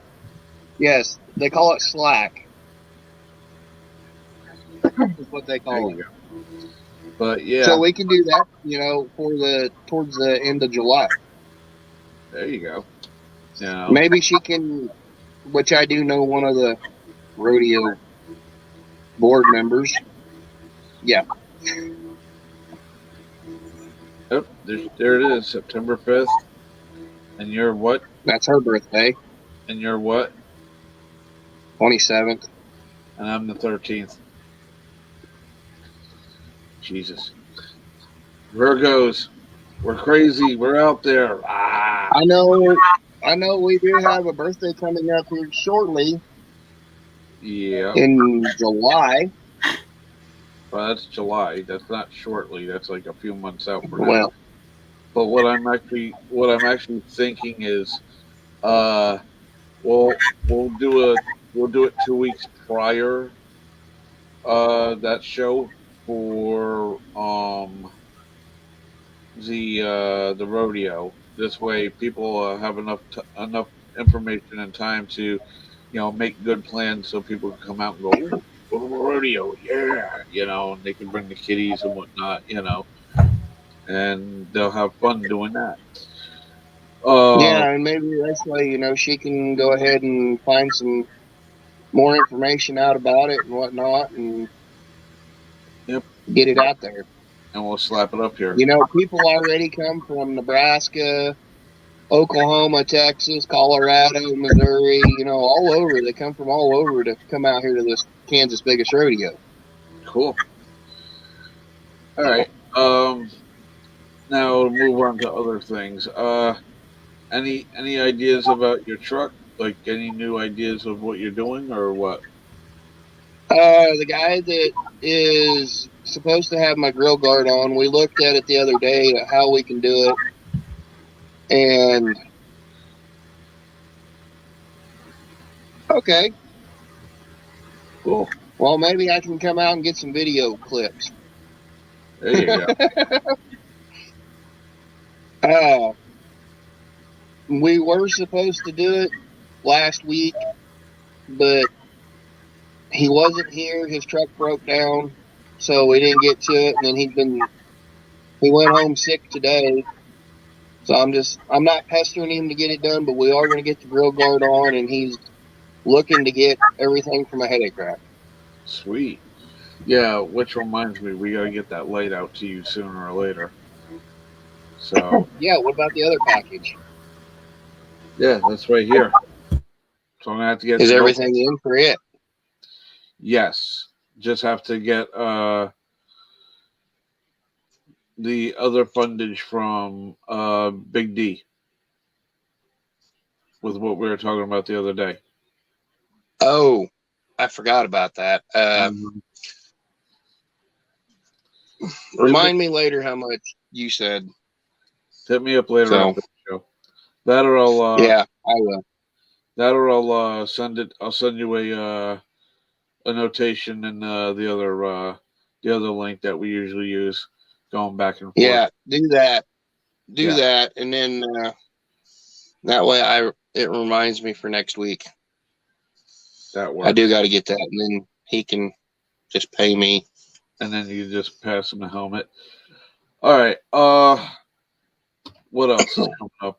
So this weekend, as we were talking about with wrestling, Rich Reed. Now that's going to be the SWF show with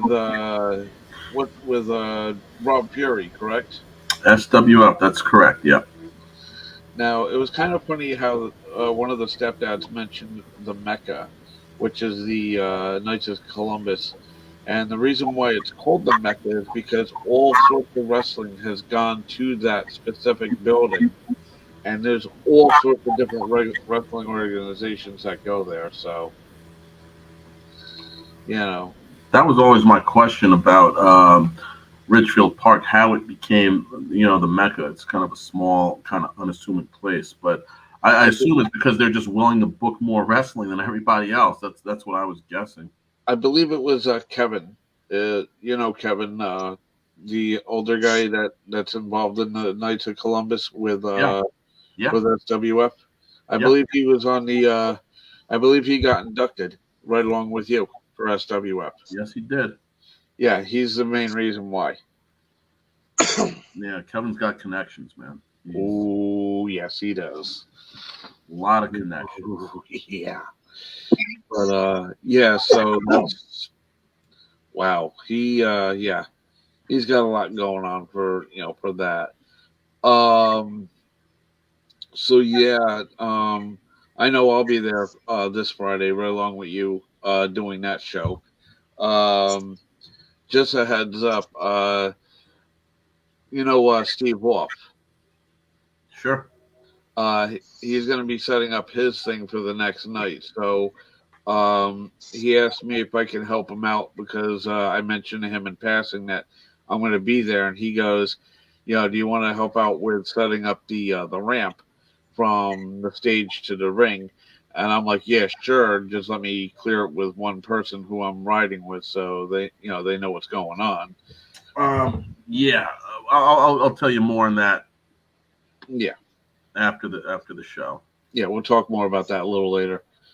So yeah, we're planning on going to be there having a good time, and we're going to figure out what's what. Far as that goes, I'm trying to get one of those little mini mics that works with the iPhone. So worst case scenario, we could do video of some of the wrestlers there and get some interviews there. Like some backstage interviews. What do you think? That would be amazing. Yeah. Yeah. I'll be announcing with Derek Lewis. So yep, I'll have a little bit of extra time on my hands to do other stuff. That's true. Hey, maybe we can interview Derek himself. Absolutely. Other anyone upcoming in this business. It's not just wrestlers. It's the any worker, referee, announcer, commentator. Oh yeah. Oh yeah. There's a lot. There's a lot of people that are out there.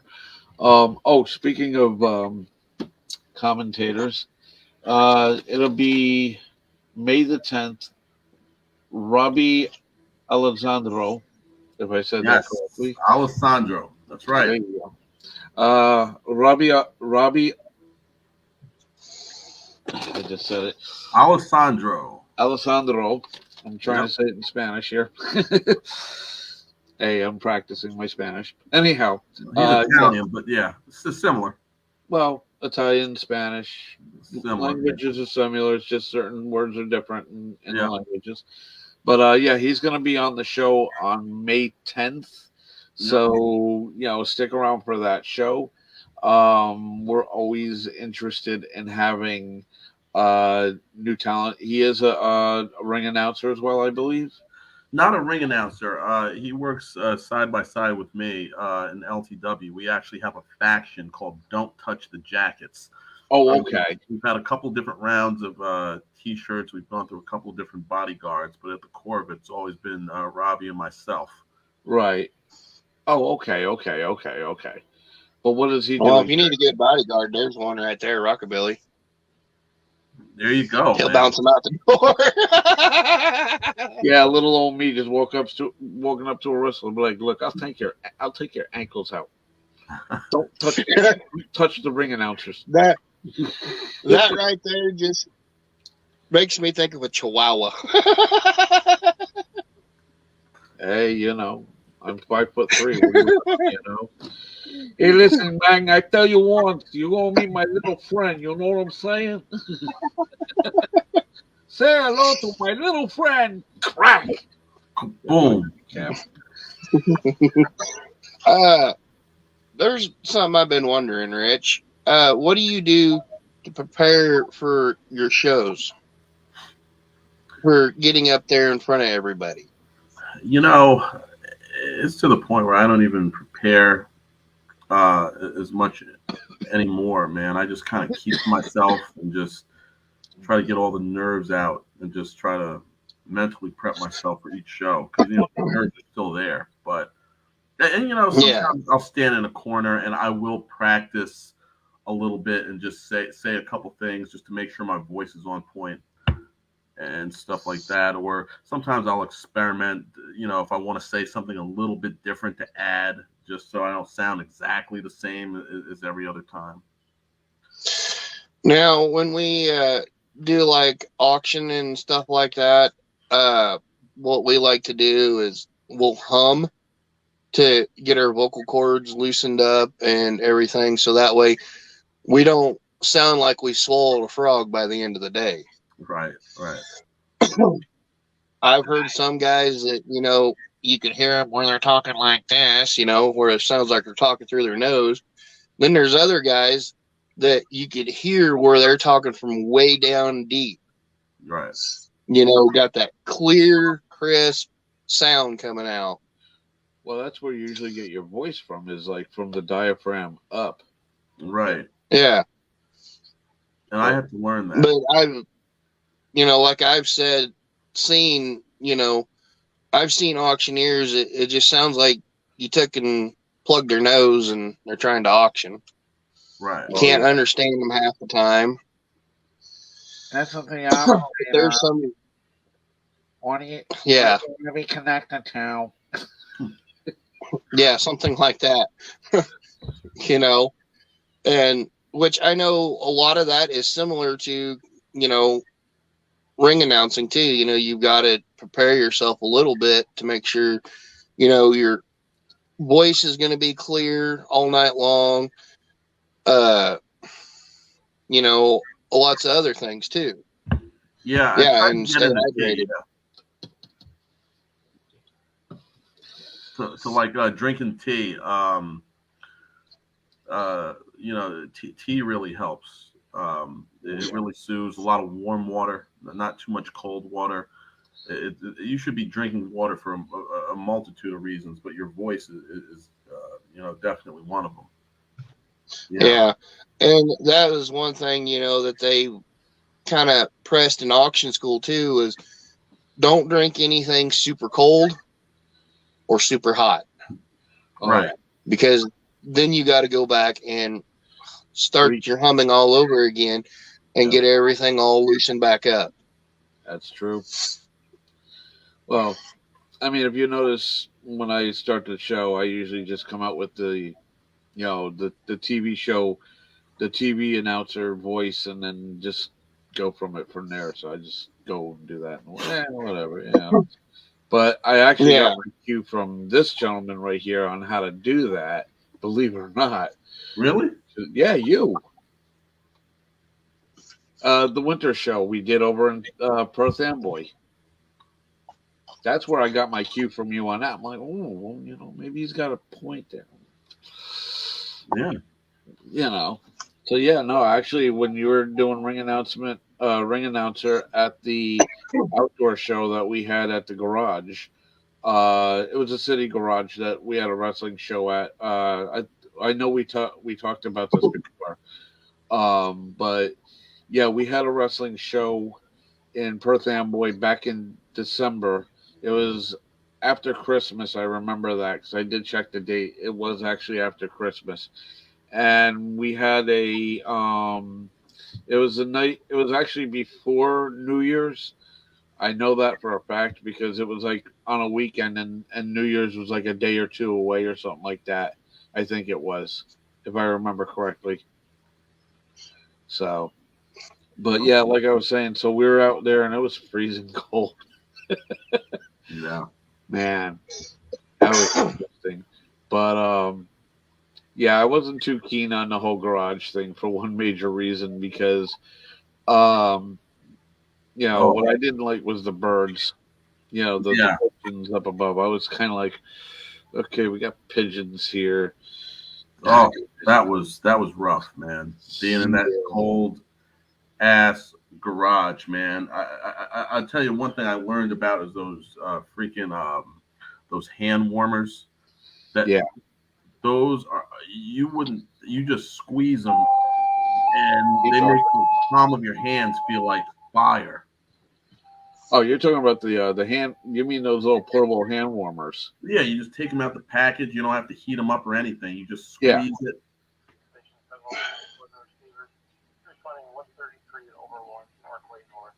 Oh, that's the Parkway. I ain't gotta worry about that. Anyhow, no, but yeah, no, I have a whole Jesus load of them. I work at Amazon Fresh, so I work in the freezer. So I have like a gazillion of them. I mean, I don't really use them, but like sometimes I do, sometimes I don't. But I'm always grabbing them, and I usually grab like a good handful of them and stick them in my pocket. So when I leave, it'll be in my coat pocket and whatnot. And then you know when I get home, I just take them out, just toss them in a bag. And I have like a whole bag of them. So so if you need them, I got free ones.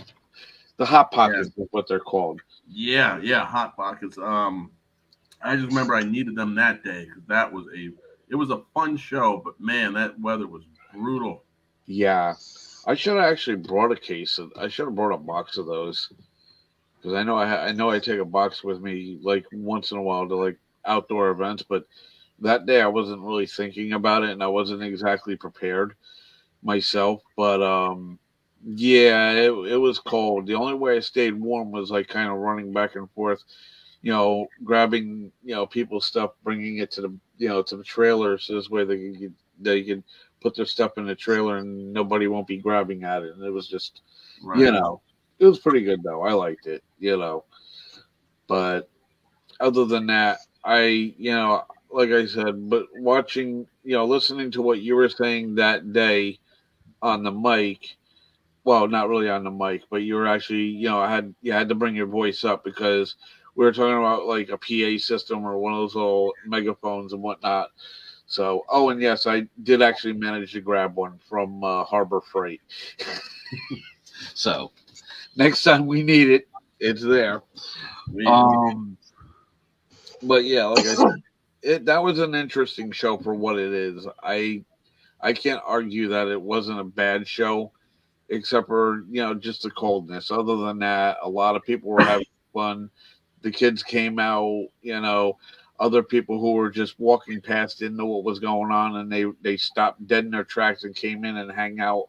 You know, it was a free show too, so no one's gonna argue with free. It's cool, man. Like I was filming with LT. It's cool when you stop traffic and people just stop out of curiosity when it's outside. We were just doing a filming at LTW, and I feel like we stopped the whole street. There was like a line of cars, and I feel like they were just stopping just to stare at us because we were doing it like right in someone's front yard. It was it was different, man.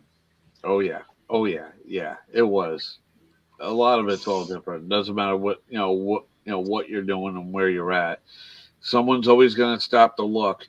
Even though the funny thing was the cops were there doing their job, but you know they weren't exactly available to deal with the streets sometimes. So being that I was still walking around and I'm like, oh, let me take a look, see, and I see that traffic's coming in, and then somebody had to come in for a reason, so I'm just walking over, moving the cones, you know, letting people get in who belong there, and then you know making sure that the cones were safe. And the cops were just like, "Oh, you don't have to do that." I'm like, "No, that's cool. I don't mind. I'm staying warm." Right. Oh, okay. We see what's going on. I'm like, right. It's cold. What do you want from me? It's like if I had known it was going to be that bad out, I would have worn my fire department coat and just been like, whatever. Not gonna do it, you know. But it is what it is. So yeah. Other than that, so yeah, we got 12 minutes left of the show. I'm actually just going to put up those other pictures of the wrestling shows that are going to be coming up, and we'll just do a quick recap of what shows coming up. Give me a second. I have to do that because in this way we're not taking forever. But you can read them off if you want. Okay. You're going to put them up? Yes, sir. Give me a minute. Okay. And that should be up now.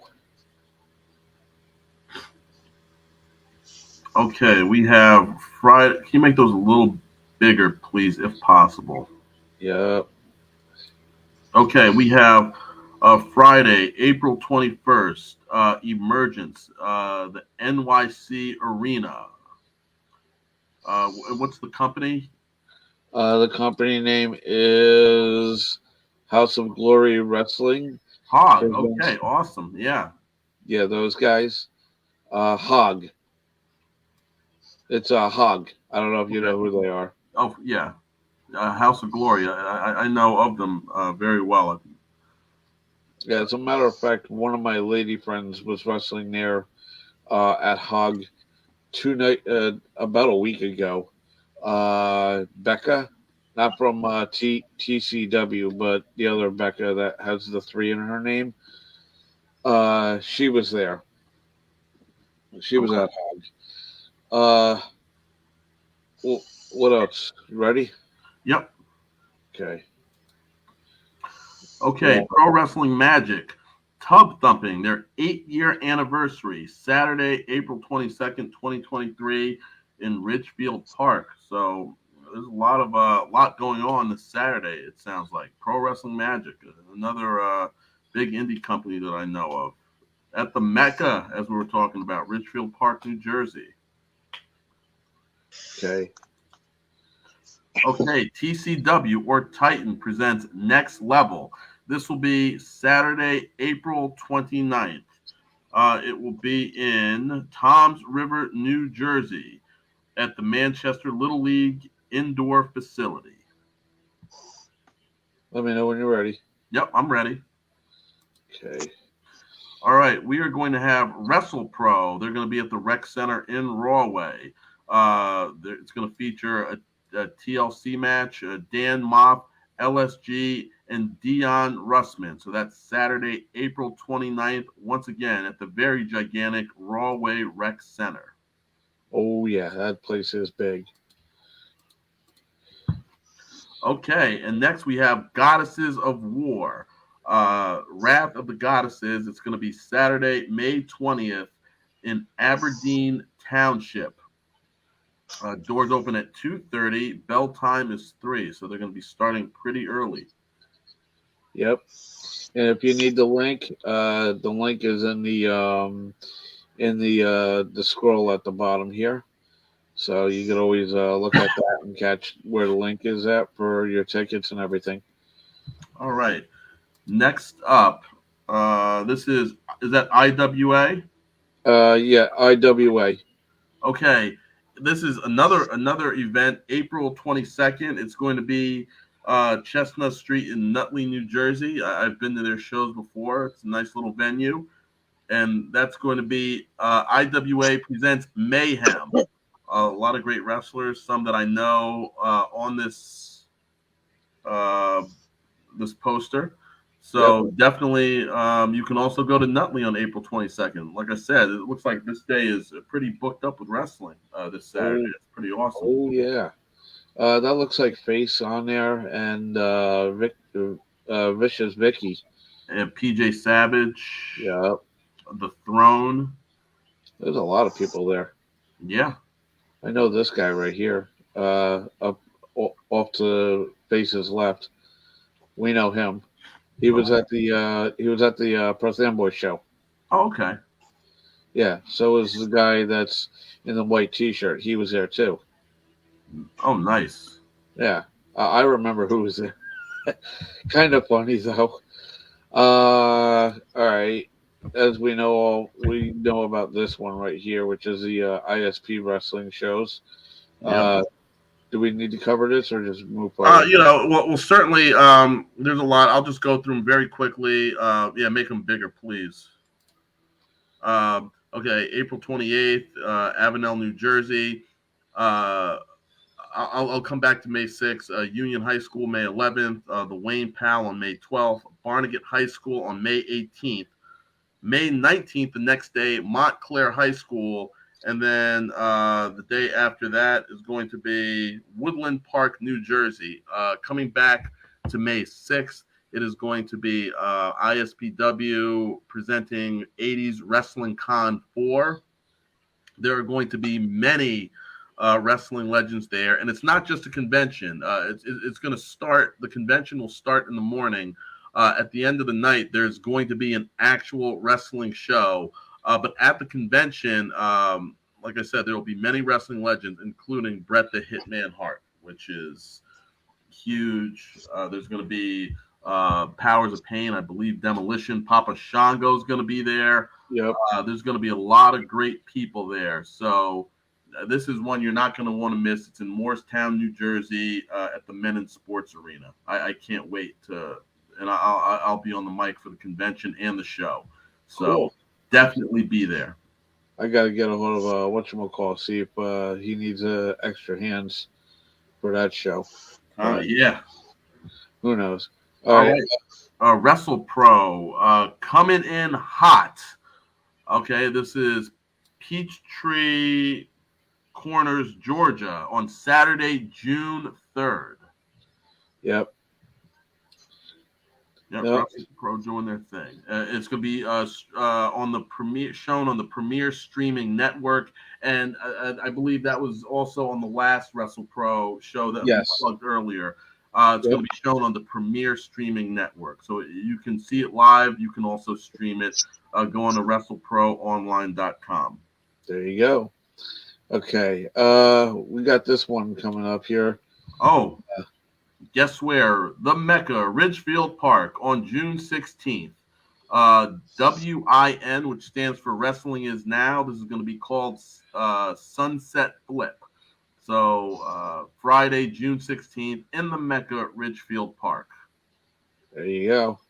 And if you want to buy your tickets, go on Everbright and look for the listing for Wrestling Is Now.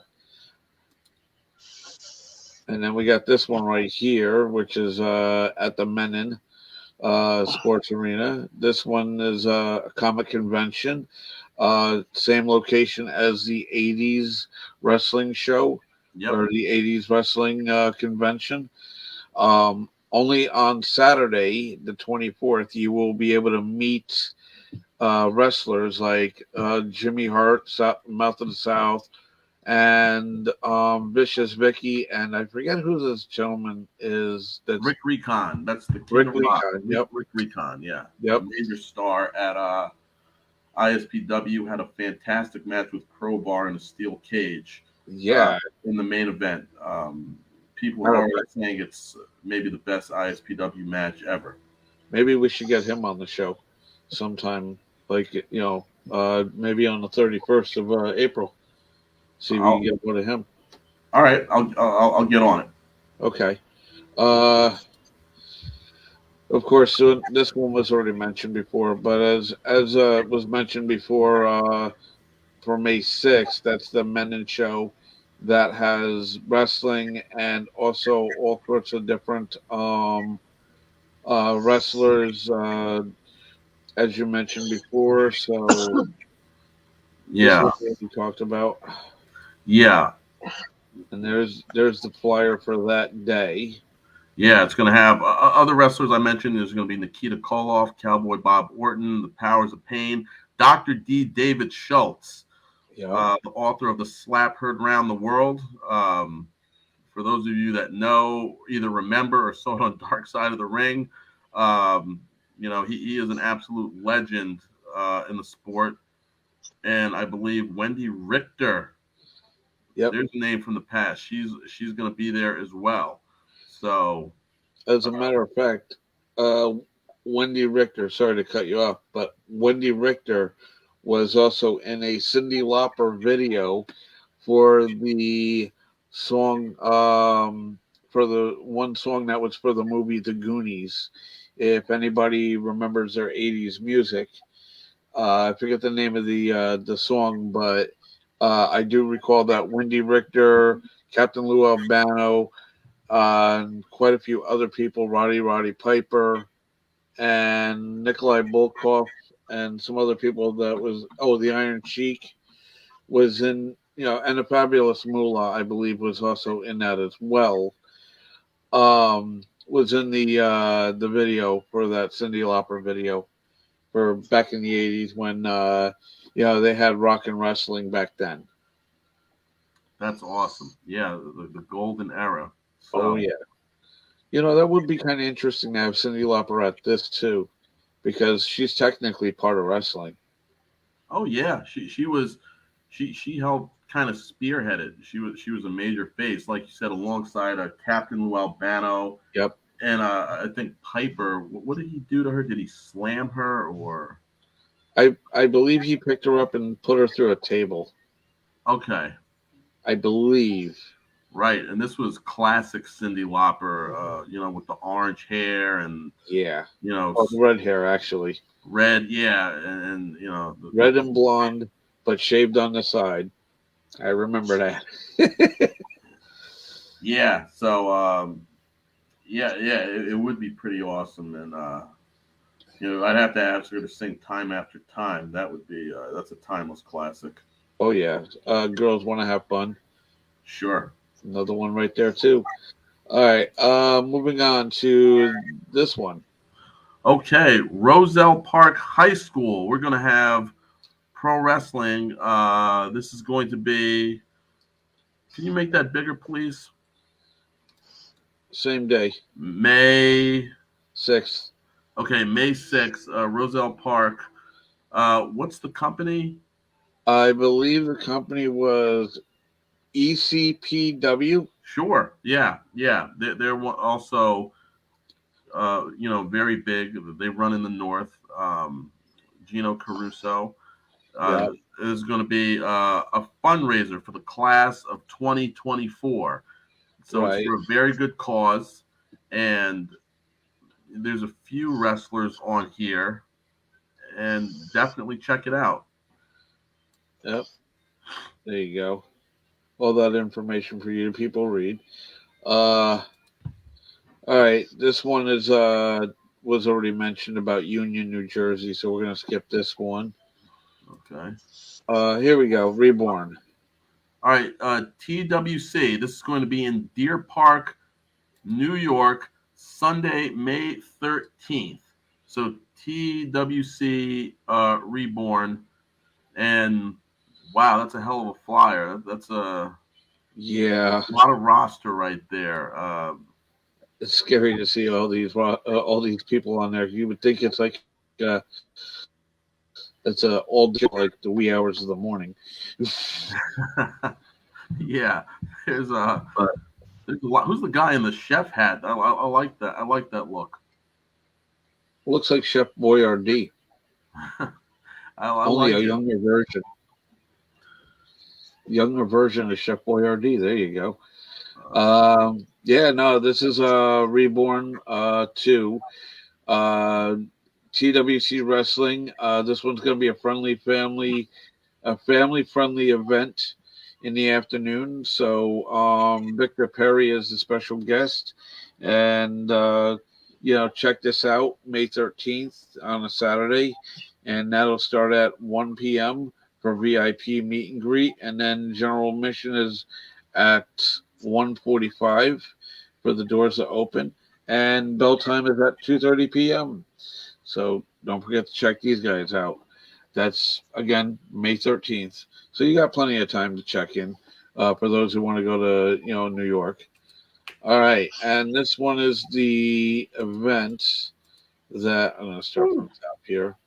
I caught May 13th. Heroes and Legends, I believe 19. I believe we talked to Amanda Fuentes, the Amazonian. Yep. I believe this is the one that she is going to be on. This is, the one in Pigeon Forge, Tennessee. And Parkway Pigeon Forge. Okay. Oh, Park. Okay, sure. So if you're in the Tennessee area, check it out. I'm trying to see, is there any streaming on It here? doesn't. I think there is a. Hold on. I'm gonna blow this up. No, these are just local stores that are there. Okay, It looks well, like. definitely check it out. I'm not sure, Actually, if anybody's interested to check out Heroes and Legends Wrestling.com, you can go there and they'll, you can message them and check with them there, and they'll pretty much tell you if there's a streaming on this. Basically, what this is it's a like a convention for wrestlers where they're learning new tricks of the trade or something, from people who they may benefit from in wrestling later on. And then after that, there's going to be a show after the convention. So this is something you might want to check out. And here's a new one. Okay. Outlaw Wrestling. This is going to be, can you make that larger again? Working on it. Yep. Outlaw Wrestling. Perfect. Thursday, May 18th, in Patchogue, New York. I hope I pronounced that right. Yeah, I have I think it's Pac-Chog, yeah. Yeah, Patchogue, New York, on a Thursday. That's interesting. And on May 18th, I think I see, is that Alpha Junior that I see Yep. on there? Yes, it is. We know who this Oh, guy and there's don't tell me. the guy that fights Bougie. Yes. Oh my gosh, why is this escaping me? I forgot his name too. Off the top Brando Lee. Yeah. Brando Lee. He had an awesome spot at an SWF show at the Y where he jumped off like a tall, I don't know if it was 15, 20 feet up in the air, but he jumped off a balcony. It was pretty cool. Pretty cool and totally dangerous. So remember, kids, if you're not a professional, don't try it yet. Wait till you get into practice with the wrestlers. Yes. Okay, here's a new one. Okay, this is May 20th at the Middletown Sports Complex in Middletown Township. Middletown Township, New Jersey, on May 20th. Yep. So definitely check this out. Yeah, I'm definitely going to this one myself. So I'm planning on checking this one out. And did I say who? I don't think. Oh, Ron Simmons is going to be there, and Rikishi. Yep. And who's this guy in the middle? He looks like Danzig. I forget his name, but he's pretty famous. He's in AEW. Oh, okay. I'm not sure the name. Oh, also Gangrel, who I worked with this past weekend for ISPW. And I think that's Barry Horowitz in the upper right-hand corner, who I met at 80s Wrestling Con for ISPW last year in Morristown. Matter of fact, I met Barry Horowitz at the Rawway show. Really nice guy, too. He was. Funny thing is, he was looking at my coffee mug. This one right here. I don't know if y'all could see it. I had this in my my hand, and I'm drinking. He goes, "What are you drinking out of that?" I says, "Coffee." He goes, "Really?" I go, "Yeah." He says, "You look too young to drink alcohol." I go, I'm 50 years old. He, this is like last year, as a matter of fact. After I turned 50, I met him. And he just looked at me. He goes, "Really? You don't look that old?" And I'm like, "Yeah, I take care of myself." But I was like, "Yeah, no, I'm sober 27 years and all this other stuff." And he just looked at me and goes, "Really?" And and he pulled me to the side. He goes, "Really? You know?" He's like, "You're in the fellowship." I'm like, "Yeah." He's a great guy too, you know. But I'll leave that for another time because we're moving on to the next show. Uh, oh, here we go. The last one of the page, Mega All right. Slam. Yep. Yep. Mega Slam. This is the biggest show for SWF. It's the WrestleMania for SWF, and it's usually one of the bigger shows for New Jersey indie wrestling as a whole. This year, it's going to be held over 2 nights. The first night will be April 21st at, once again, the mecca of New Jersey pro wrestling, Ridgefield Park, New Jersey, at the Knights of Columbus. And then on night 2, April 22nd, it'll be at the Homedale Motor Inn. The pavilion, the pavilion at the Homedale Motor Inn. Yeah, right. It'll be shown on ViewStub. You can for tickets, you can go buy them on the SWF website.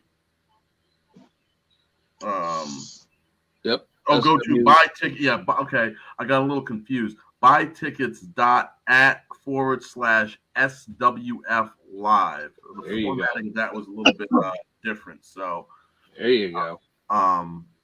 But yeah, definitely check out Mega Slam. It's always a great show. It always lives up to that, indie WrestleMania hype that surrounds it every single year. And I'll be on the mic as well as Derek T. Lewis. So. Yep. So just so you people know, it's not just a hype; it's reality. So keep in mind, anytime you come to an SWF Pro Wrestling show, it doesn't matter whether it's Mega Slam or any one of the shows that they do in different promotions. I'm going to guarantee you this, you'll get a good show there. So do check that out. Also, don't forget, I'm going to cut this down because I'm going to go back to the regular page here. And wow, we're big again.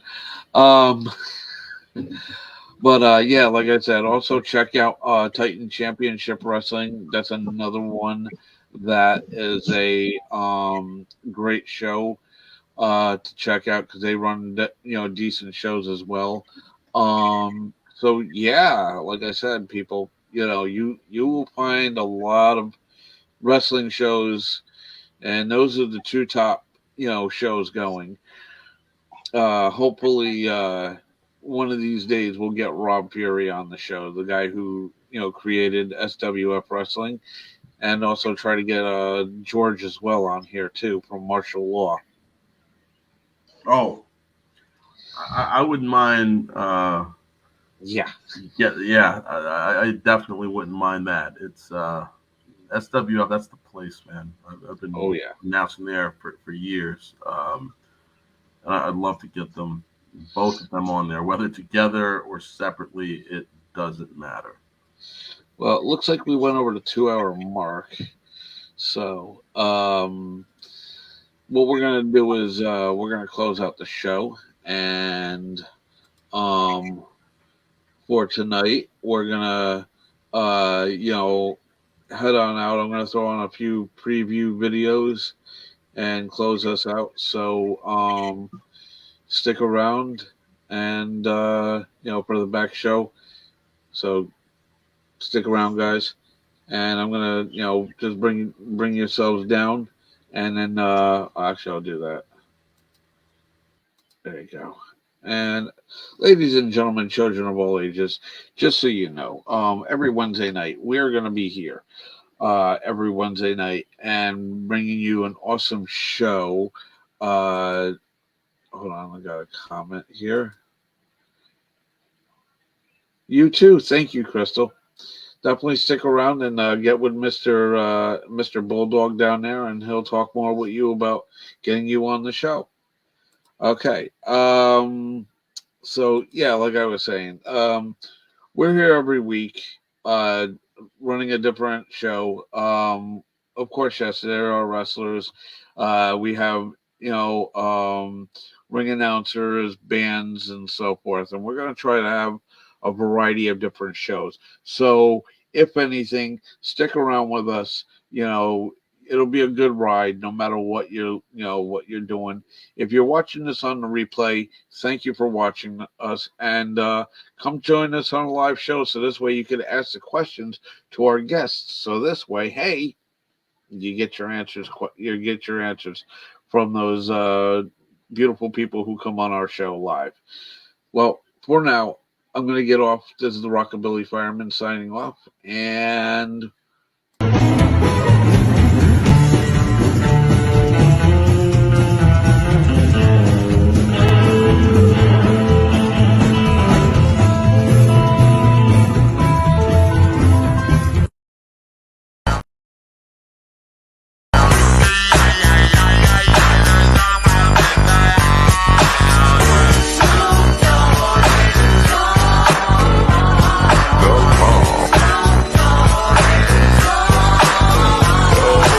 depths of the sea, back to the block, Snoop Doggy Dogg, funky, yes, the doc went solo on that ass, but it's still the same.